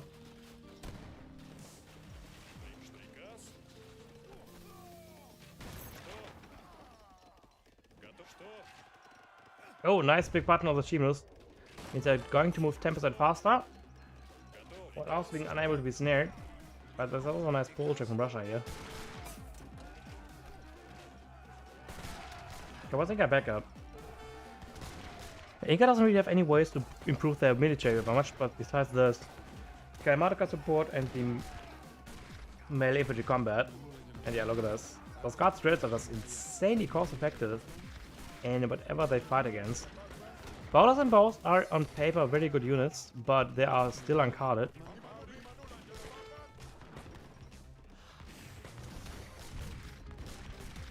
He could rush right a bit in the south, as there's no walls built there yet. Let's find the Kalanka coming up to finally upgrade the units to 4. Yeah, but I think they're really finally paying back. Look at this. It's only on 178 pop, while Russia's like on 196, 199, 200 pop. And this is really Russia shines, like these max population spies, where they can really utilize their cost efficiency to their fullest potential. But it's still fighting on 2 strongholds, which are very deadly on those especially low units hit points. And there's some howitzers come up to slowly chip away. And there's also another shipment, which is going to be used for the second factory, I suppose. For another 10 villagers, yep. And what is Inca going to against this slow wall push with Corvins behind the back? Since Corvins do outrange them, as I mentioned earlier.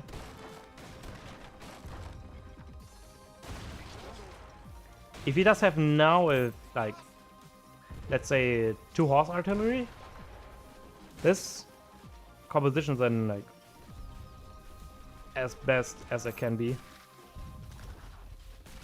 Those spikes being annoying. This is also just the pipe button if you're wondering. Ooh, look at that. They dodged the shot, I think. Remember that Inca cannot rebuild those speed cannons. Once they're done for good. There's still a massive squad difference between Inca and Russia, but Russia is now having to make a massive switch to estates, which is going to cut in his remassability by a bit. While Inca still has like 12 villagers on coin for eternity.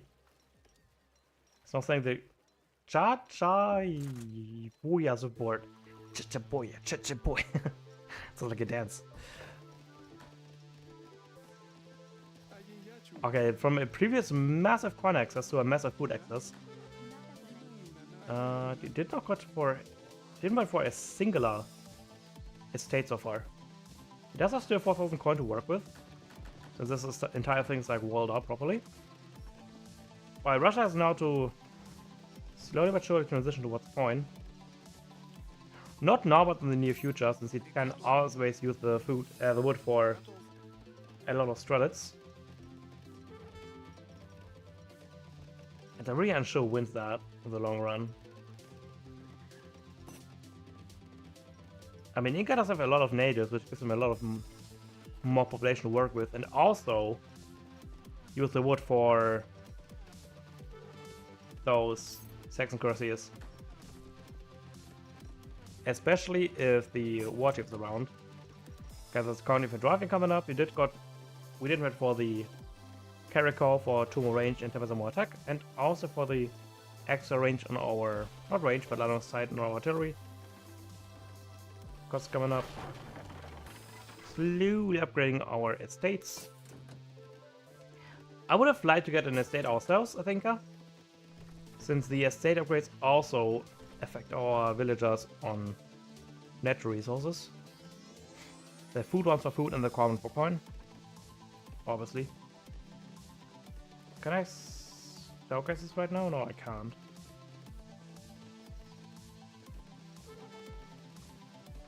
Right, and those are just going to be annoying.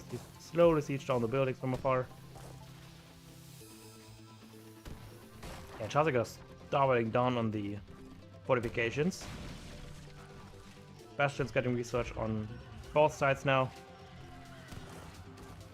Uh-oh. And those heavy cannons, light cannons, are now going to be gone for good. One more volley for one down. Okay. Means there's one more remaining, and those bolas, hurakas, are going to be cannon fodder for those. But thankfully, there's those chincharas around to deal with those. I would actually love to get those into the chincharas. Yep, because those are very expensive units.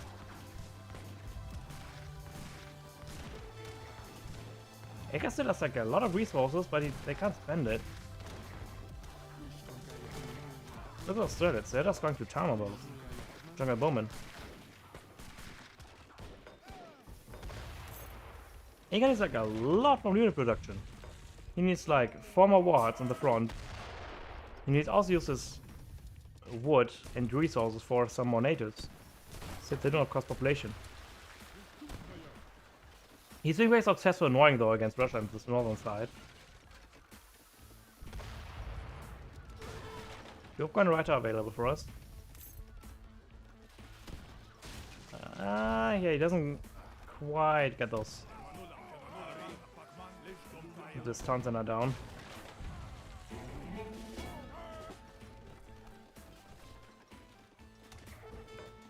We have another shipment available for us, which is going to be used for Monument Architecture to make our beefy buildings even more beefier.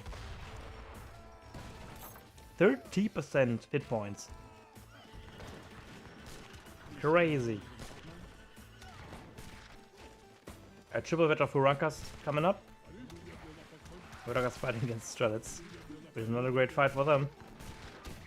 Furankas that is. There's howitzers slowly working around the wall. He's gonna be so tanky. Like 10. Oh, there's just 500 more hit points on those. Like 8,000 hit points on those. 10,000 hit points on those. Even the Tammuz gonna be quite tanky. Polaka slowly stripping away on the swords as well. Man, we're getting for a long game, aren't we? Be very careful against those. Yep. Ruins. They do have the heated shot. Do they? Do they? They don't. Very much a very big Landed from Russia here. But Inca's going up to 5 with the Wise Warmer, which gives them essentially all coin upgrades. I'm not sure he's fighting right now. He can easily retreat to the safe to the base. I would maybe even drop down another wall from here to here. And another layer from here to like here. Just to buy yourself as much time as possible.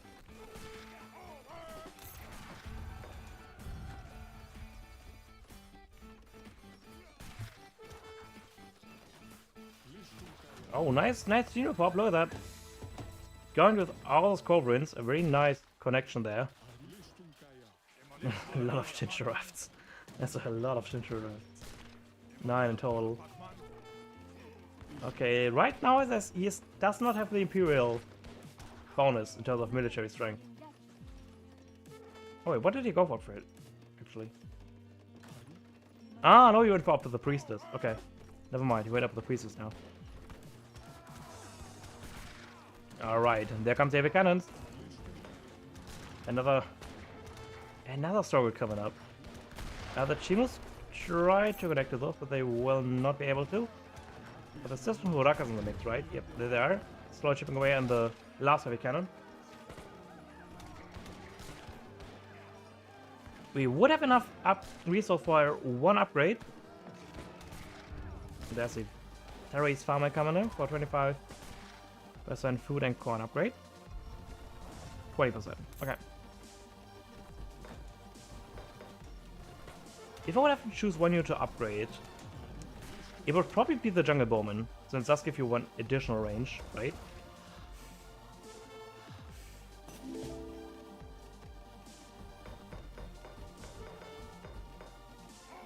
It doesn't say, but I think it does give you another range, right? I'm pretty sure it does. Oh, it doesn't? Okay, never mind. So it's stop as 19 for good. Alright, then never mind. And I will probably just sell a lot of wood, a bunch of food for the Chimo upgrade. That's like all you need. Like, Jungle Bowman and Chimo will deal with everything that could possibly throw at you. Alright, Charles Eagle's also going up to 5 now. Okay. And he's going to have H5 units by himself very soon. Are these fully upgraded? Okay, these are indeed fully upgraded. The estates.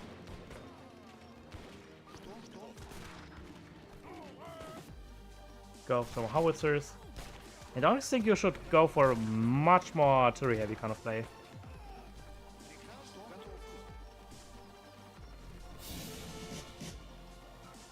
Not sure if we sent the Dreadhorde quite yet. Maybe he did.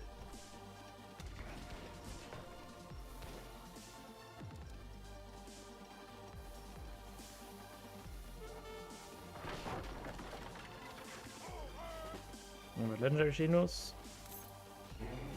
Are they in yet? No yet. It's going for fertility, interesting. Does have all the food upgrades. It does have nearly all the corn upgrades too. Would actually love to go for it right now, since there's a resource for it. Does have level 2 of Horde of Vasa. It does have Golden Writer available. But you got safer for if he goes for like another batch of Chimos or two. There's a legendary upgrades already in. Let's see if there's any legendary upgrades coming from him. Yep, Imperial Straits is now in, so they have nearly the same range. Big body of those heavy cannons. One heavy cannon does go down. We have Dear Champion Hurakas to siege down the second heavy cannon. And honestly, some Cossacks could go a long way here. Some Cossack would be very awesome. Not sure. The Cossacks are still on H4. Got a very big bash here. He would actually try to siege, and not to siege, but to wall off the retreat path from Inca. If the outside key coming in for some more wood generation. Since it's going to more or less 12 villagers on wood now.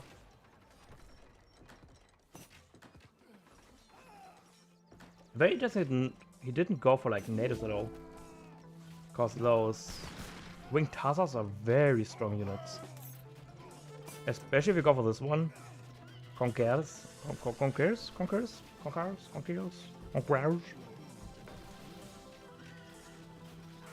Those guys still go to town, isn't it? Doing loads and loads and loads of damage. They pop out and do some more damage. Yeah, those teams are still champion. Okay, legendary coming up. For Spirit Ceremony, the third upgrade. Second to last. God, Cossacks. H4. I think Russia's slowly coming back from this. There's like 141 pop against like 180, 170. 1000 corners away, and his units like fully stacked up. The only card missing is the Boyard. What a game, yeah. But I think that now Inca's slowly but surely dying. Sitting on the coin upgrade, still slacking on this. Because it's like one thing, when it's like one thing that it really needs, it's going to be coin. There's one thing it really lacks at the moment. Could even go for like another 4 villagers, because it really needs the eco right now. As he's struggling to keep his military max pop. So rank 3, soon be rank 4 on the... What's it called? Order of Vasa. Yeah, and once there's like... The final addition that he needs to the mix on this unit is going to be horse artillery. Once he gets all horse artillery, I think Inca's in for real trouble. Imperial Cap Archers coming in as well. Oh, we do have legendary Chinos in. Could he switch to damage stance, or does he not have it? He could switch to damage stance, but for that, in order to be effective, he needs to get like 15 plus villagers on it. And right now he's kind of struggling to keep his mass up, so I think maturity is a nice way to get around it. Though I do think he needs like much more military buildings. He's having a lot of bomb money at the moment. It worked for him at this point. Look at this. Those threats are very cost efficient.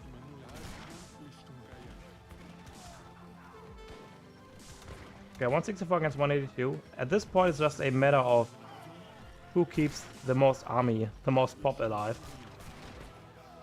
Yeah, still only got Cossacks compared to legendary Chinos.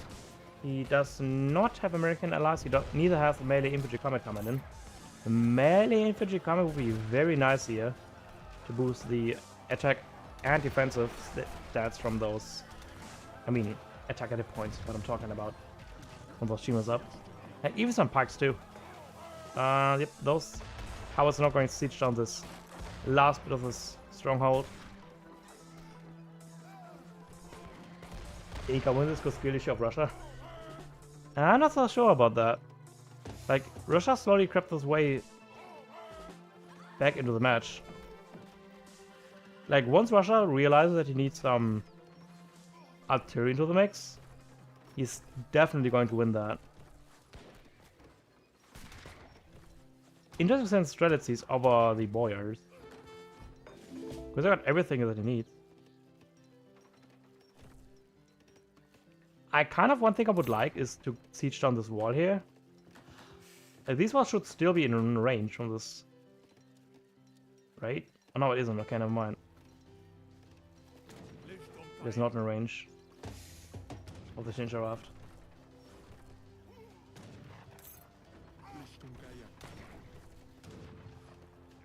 Okay, back to fertility. He's ranking up those Order of Vasta like it's no tomorrow. And more wards coming up. Another try to get the stronghold up from this war chief.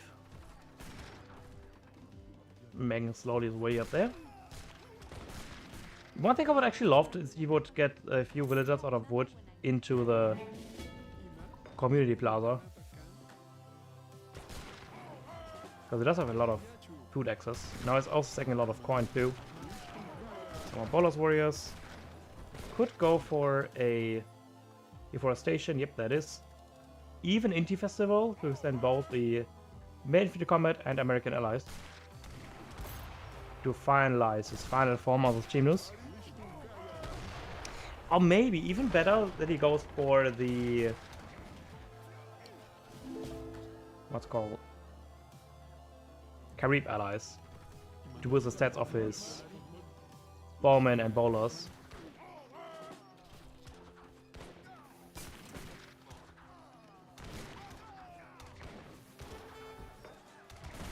But he has won a tiny bit of a fraction of the map. Can Incan natives. I'm not sure why he's not using the natives. Alone the Saxon cuirassiers. They just cost food and wood, both things Inca doesn't have really any trouble with.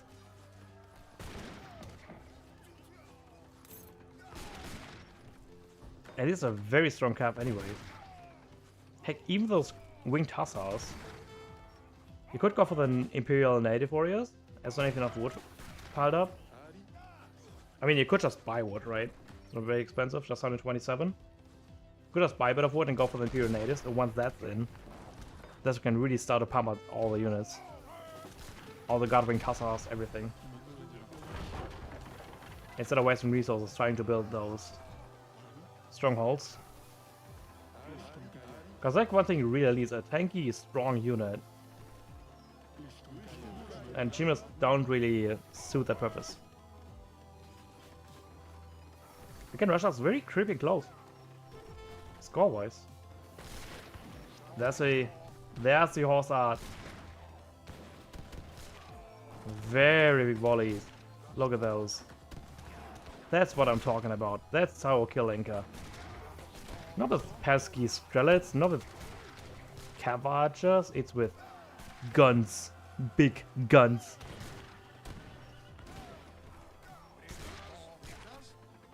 That's how we kill Inca. So loads and loads and loads of artillery. 80% artillery, 20% of like anti-cav. Okay, now that he found the cheat code, that's why he wins it. He may have a lot of resource piled up, but he can't really spend it, doesn't it? Can he? It's really lacking in terms of military unit productions. He needed like a decade ago, 2 another wards here, another Kalanka at the north, another ward in the middle of the map. But he just can't spend his resources. And what he's doing right now is just trickling away his units against the superior mass. Just still have the Order of Vasa available, which is now the perfect time to pull it up. Stepcon Writer available, pretty nice way to use it as well. Yeah, now Sharp's Echo's just expanding on his own. And I think, for the first time ever, the score's perfectly tied. And I think for the last time in this entire game, because the score difference now is just plummeting. 5k difference now. Yeah, it's very good for Russia. I actually love the Carib allies instead of the Carib and Sabotek, both very nice.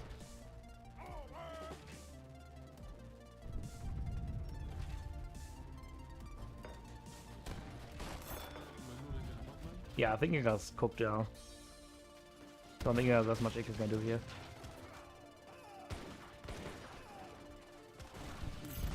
He can flank, he can attack whatever he wants. I don't think that he is ever going to come back into this game again. Unless this Rumba is by him all the time that he needs to like get back into it. Because this Mighty Battleship has a lot of range. It actually does buy him some time. You can try to run in, but there's like a lot of fortification that the villagers can retreat towards. To safety. Strong for 15 llamas. As opposed to walk on this plaza. Honestly, at this stage of the game, he's like stockpiling his 10,000 food. I honestly prefer him to get like the villagers on the plaza instead. Especially since he doesn't have the llama card in his deck. Ooh, llama card. Yeah, but still, Russia's like a massive score lead. Nearly by 10k soon. I still don't see a way for England to come back over this. It's like sitting down the wall, it just gets completely obliterated by those drillets. Sending 600 wood, did not use the trickle. Neither use the rider card. Massive batch of teams coming up. I mean, Pack team is a very strong composition, but not when Anturi is involved. Not when Anturi is involved with a beyond layer of double layer of walls. I mean, these are fully tagged up, right? Yeah. Out west. This is not an outlaw, is it? Yeah, the Cossacks raiding the villagers, building the wall. I don't think I can back this. Like now, this middle has been lost, and these strongers are gonna turn to be built. So does the warheads.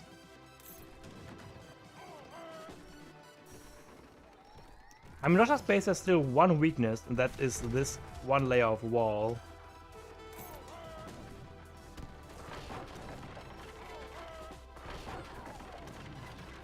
I mean, let's get a few builds here and there, but look at this. Russia has 20,000 food stacked up.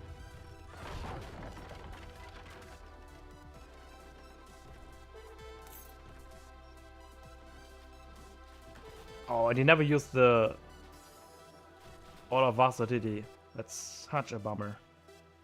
I was looking at so many resources like there. He's trying to like flank from north and south to try to buy him time. Somehow he slips through there, through the cracks.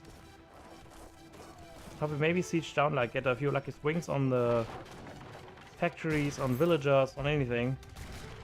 Strongest best to get forced his way back into the game. I mean, he does still have the eco lead. It's 78 villagers compared to 102. If he survives long enough, it doesn't take like horrible trade, he might find a way back into this game. He's engaging from the north, from the south, with Steamers, with pikes.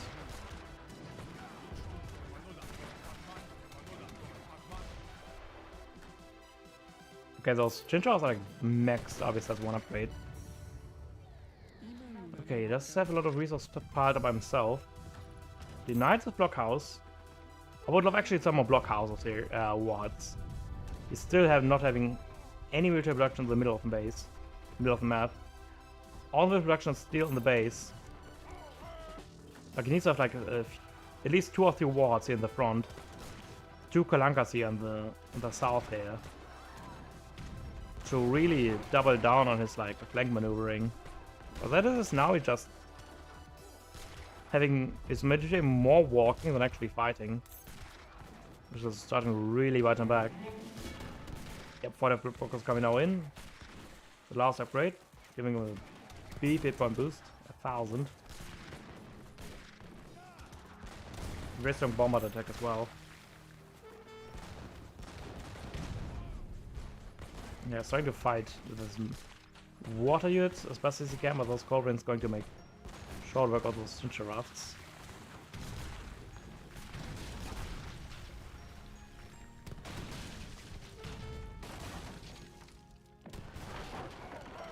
Housing are still alive. I think that the issue is that Russia can't really deal with those run-bys. Like those run-bys actually buy Inca such an immense amount of time. Like now down to 69, 68, 67 villagers. There's not a single villager gathering right now. But on the other side, Russia's slowly gaining map control. Like this middle wall here is built, nearly. And once like Russia patches up these little gaps between the walls, I think Russia... It's the extra 7 line of sight. No, it's not the extra 7 line of sight. It's the extra 7 ranged on their attack. That kills cannons. That's what it is.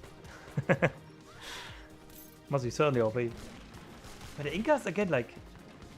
not much score difference. I mean, actually it is.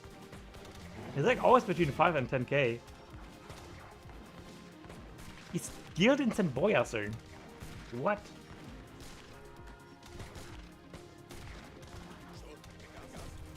I mean, there's still the battleship coming in.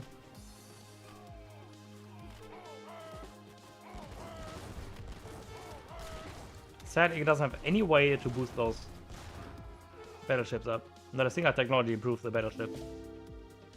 The only thing that does is improve warships, and that's it. I found a way the hard way. Alright, the Machu Picchu coming in. Mapuche, trade of Quilin. Wait, for 3,000 coin. Dwarfs, a lot of idols though. And that one factory is down. Okay, that's a big W already for Inca, since Russia does need a lot of coin, a lot of wood for the trellis and stuff. And does it go down? It might go down actually. That's Arnold will survive. Like 2 volleys remaining. But that means another run by, and he could deal with second factory, which is a bigger threat against Inca, since there's a very big threat, meaning the heavy artillery spam, heavy cannons. And we'll slowly run down the side of the map. There's like 3 to 4 trees remaining on this northern side, 2 trees remaining on the southern side, and then that's it. While Inca still has this massive patch at the southern side, essentially all the southern side of trees for himself, he still has 12 villagers worth on wood for the eternity.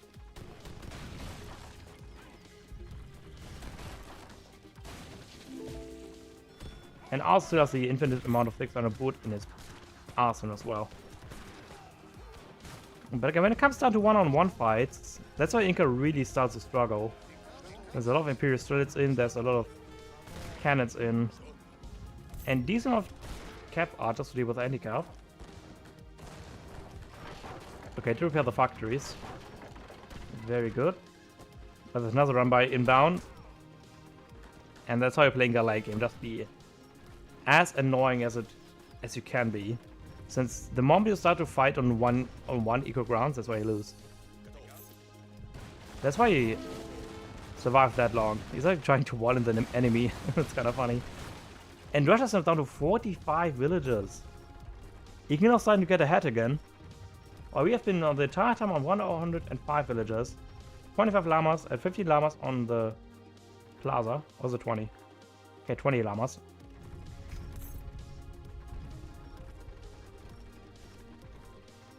That's crazy.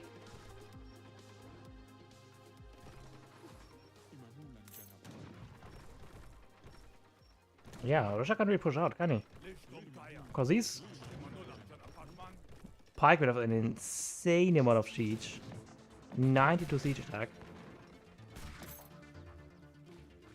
Oh, actually went for the bowlers. Oh, okay. So that's why they have such an amount of siege attack.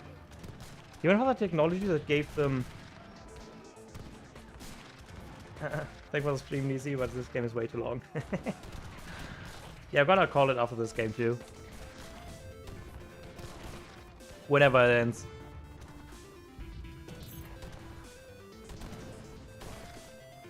We need to in team games. Some other day. Yeah, there's always another day. Yeah, some teams are being on. Oh, whoa, wait. This can be the connection of the eternity. Wow. One horse gun dead. I just take on the second one. The horse gun will survive. Yeah, they will survive. Damage achievement available. Still forgets about this big button over there. You see, he always gets this. Like, training pose, native training pose always forgets about the big buttons. Ah, Schafsecke tries to get water back for the dog, but not in this book. Look up at the layers. Look up at the walls. It's starting to become a real tricky game, isn't it? These are now Imperial Colvins as well. Stay with those shipped very nicely. Hey! He finally realizes he has a big button available. What's the trickle now? 1.26. 1.08. 1.7, 1.63. This is so massive.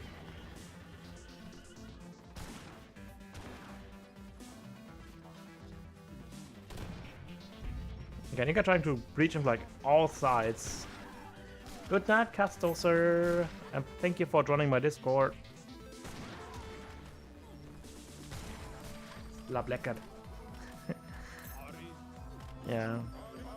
Oh, he's going for Captain More Wizards. Oh, the big bot survived? It didn't. Oh, it did. No. Just has been revealed. It didn't survive. It got revealed. Just got revealed. Ah, finally! Guard-winged hussars. The only thing we're lacking now is the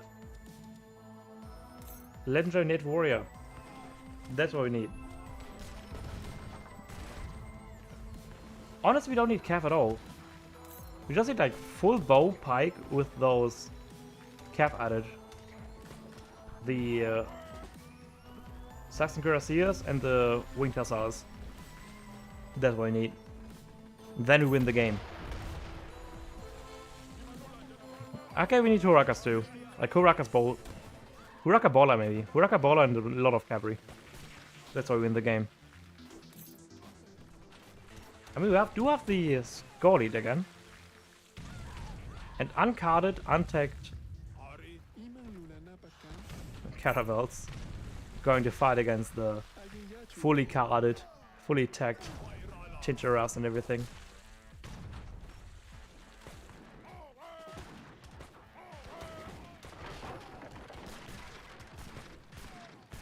Okay, the score's again in favor for Russia. Oh damn. Imperial Man of War, okay. We are slowly starting to take up the frigate and get all the fancy upgrades for our own ships.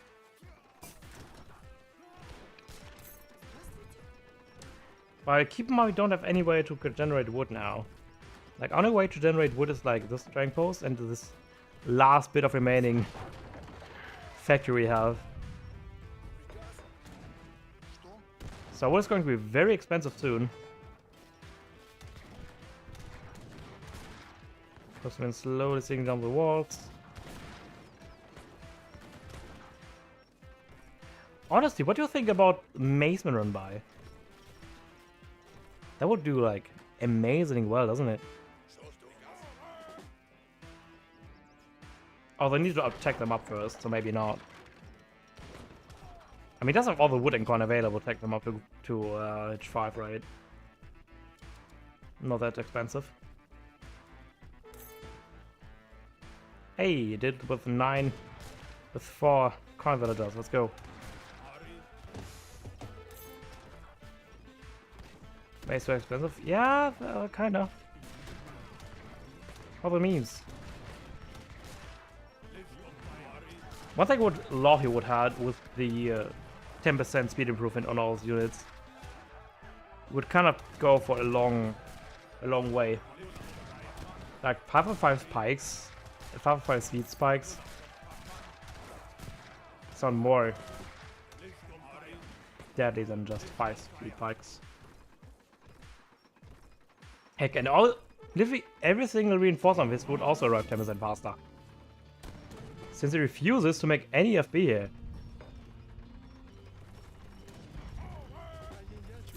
Oh, he's on the limit on Warheads. I mean, to be fair, he could delete this Warhead here. Those two. Oh! Where did those Cossacks come from? Ah, from the north. Ah, he's going to lose all the priests, isn't he? Okay, just one. Lucky him. Alright. So he's starting to have a real water fight here. The war barriers are citadel over here. Getting attacked up too.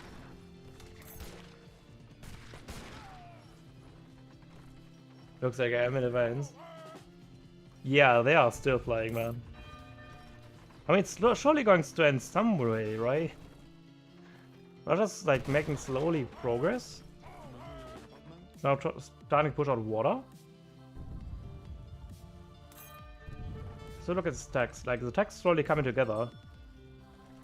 Karwani coming up. Then the armor plating's soon to be followed as well.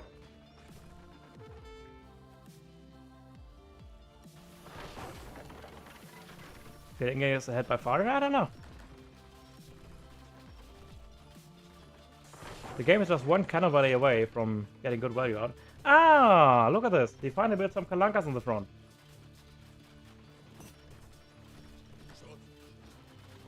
I think it all comes down to how good Inca can, like, slip through the cracks into his base. It's like this entire theme right now. He does have, like, more eco, but it does, like, way less in terms of population. And Runner's units are so damn cost efficient and very strong late game, too. Ah! He finally sent Boyas. Can't believe it. Honestly, I sent Spy straight just to send it.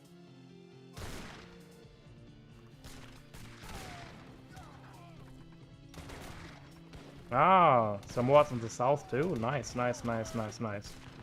Okay, his plan slowly comes together.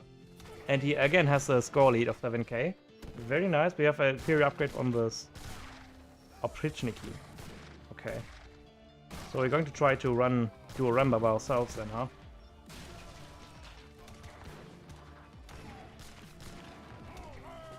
Those are Warakas? I think those are Warakas. Champion? Legendary. Hey, look at this wood income from Inca. 0 villagers on wood. And look at this wood income. That's crazy good.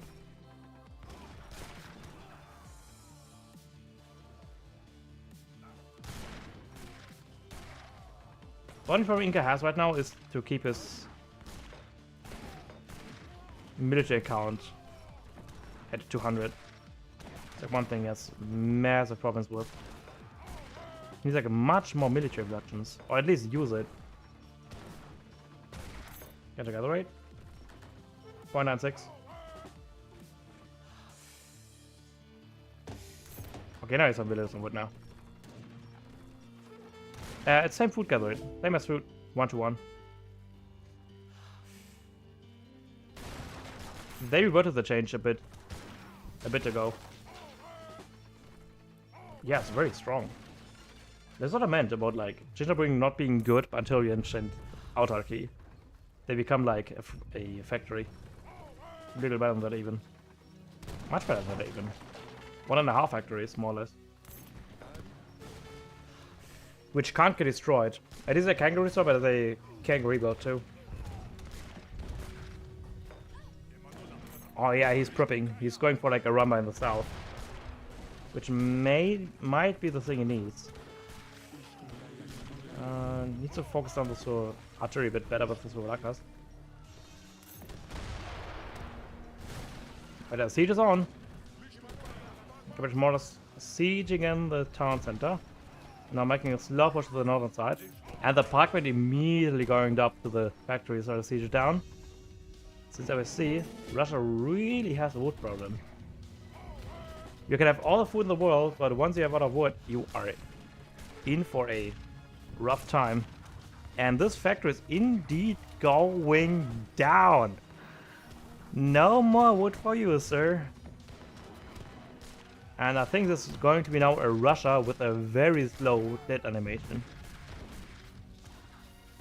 Still have Guanajuato available to us. I mean, did get like 4 villagers on the cost of like what, 5,000 resources? Maybe more than that.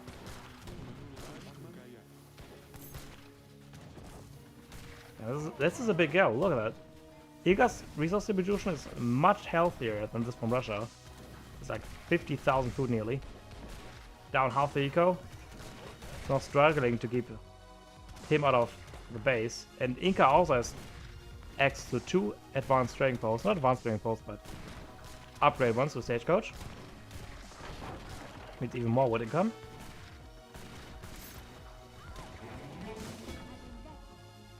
There's one gathered of wood. Oh, there it is. The wood crate that he shipped. Could just go for the shipment upgrade, but no real reason to go for it.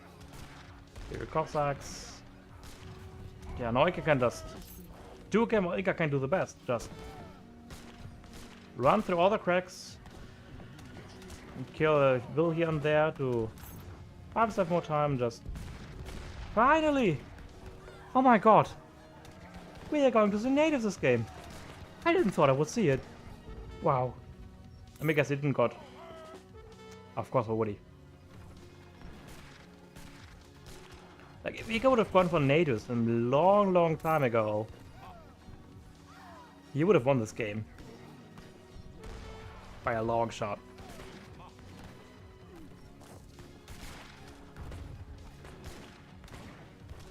Especially if we mix it up with, like...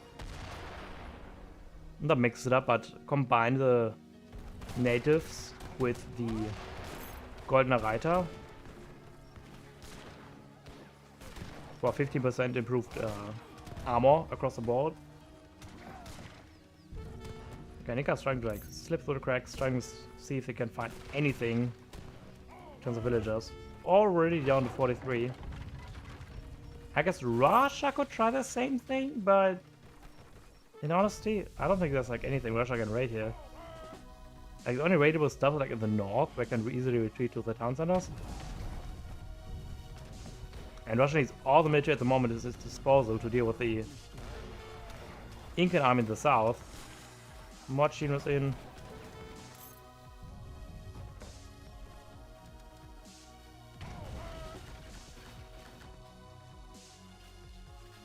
For sure this has to be GG, right?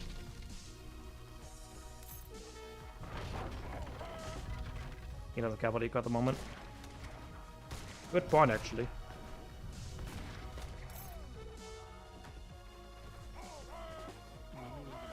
Well, it's pretty difficult to rate him, to be honest.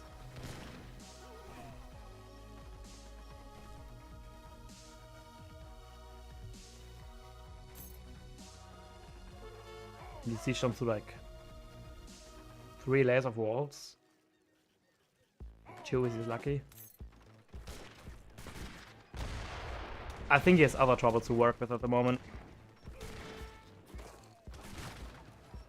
You know the Pyramid of Needs? Yep. I mean, not insane, it's just 7.8k. Compared to 7.5. They didn't got the team hit points in H1, just the improved buildings.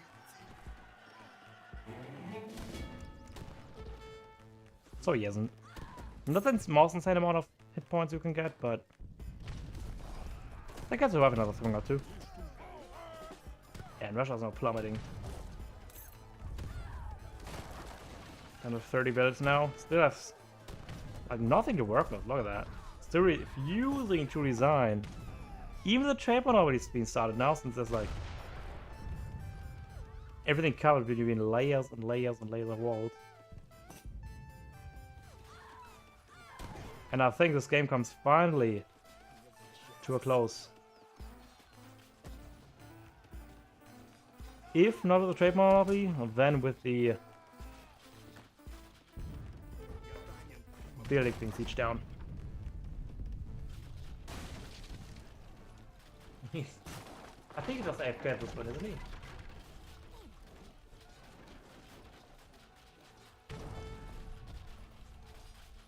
Yeah, I think he just left the game at that point.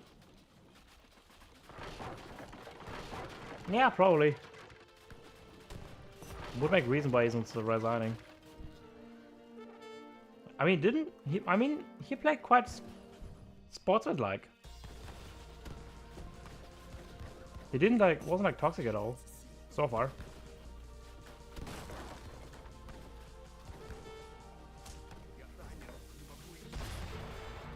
Even though he isn't the nicest human being. Because usually it says like, huh, kinda easy, or makes like a GG easy kind of somewhere. To make it around here, you really want to?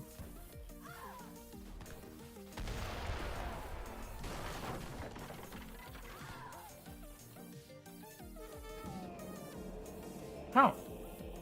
Played it quite sportsmanlike.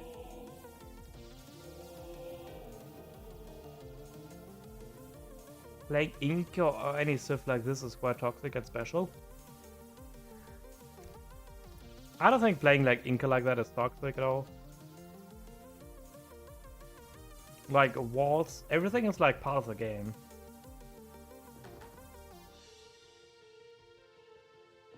And you're playing like as Sith, there's always 2 sets behind your opponent. So you have to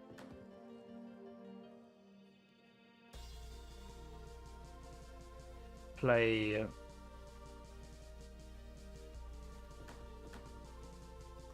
as beneficial for you as possible in order to come ahead to your opponent, especially if you are playing on equal footing, so to speak. Yeah, but you don't equal heavily on this. What about rest rate? Damn.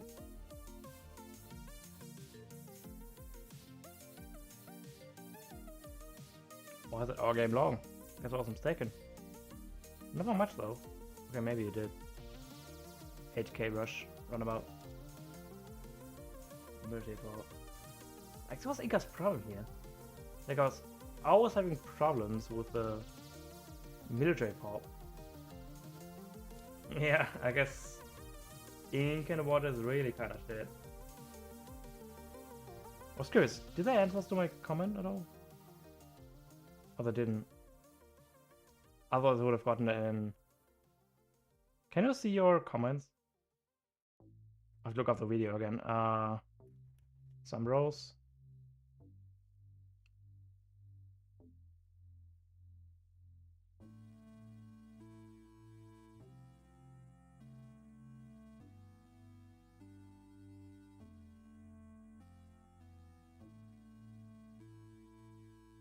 I need to edit it. It's a... Can you edit your comment? Oh, you can. Edit.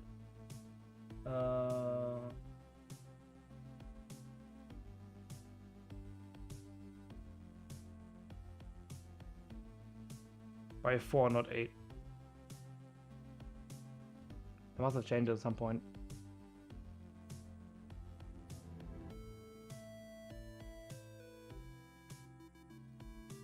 Alright. Yeah, he did. He did a 3 fishing boat though, so he ate up quite late.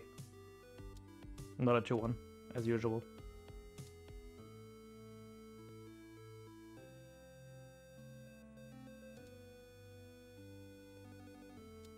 Unit pop. Yeah, Inca has like a lot of issues like holding max population. I think if Inca would have held like max population as much as Russia did, Inca would have made progress much faster than that.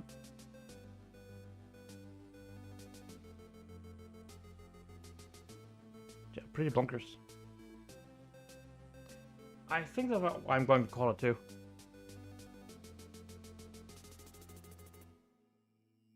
Getting a bit early here.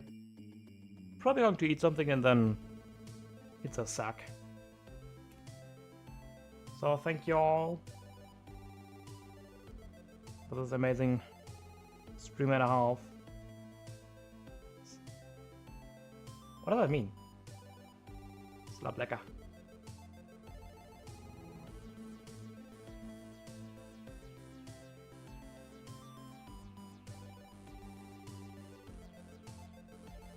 Ah, sleep, what is it?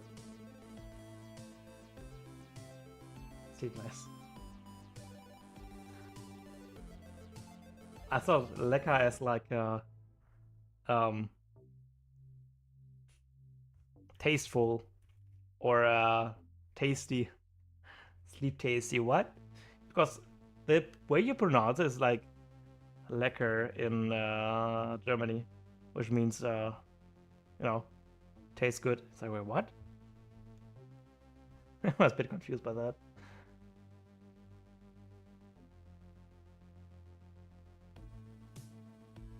That what literally means.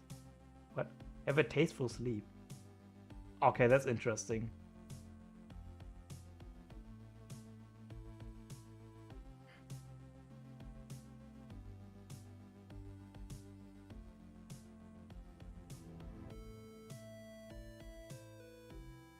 Have a tasteful sleep. I guess lecker has a few different meanings than yours. Yeah, I know. I would have guessed it.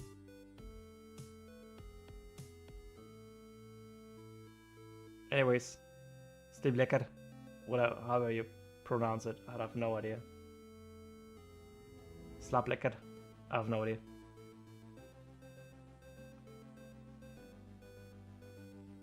The pronunciation is always so weird. I never. It's probably a 2 out of 10. Good enough, I guess so. For the first time, I guess it works out.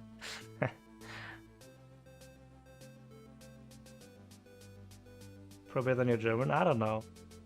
I don't know. Just pronounce everything a bit sharper and a bit more honest, and you got it. I'll probably never get the pronunciation, so that's Swedish, right? Though I'm going to have to learn Dutch at some point. I guess Dutch and Swedish maybe a bit similar.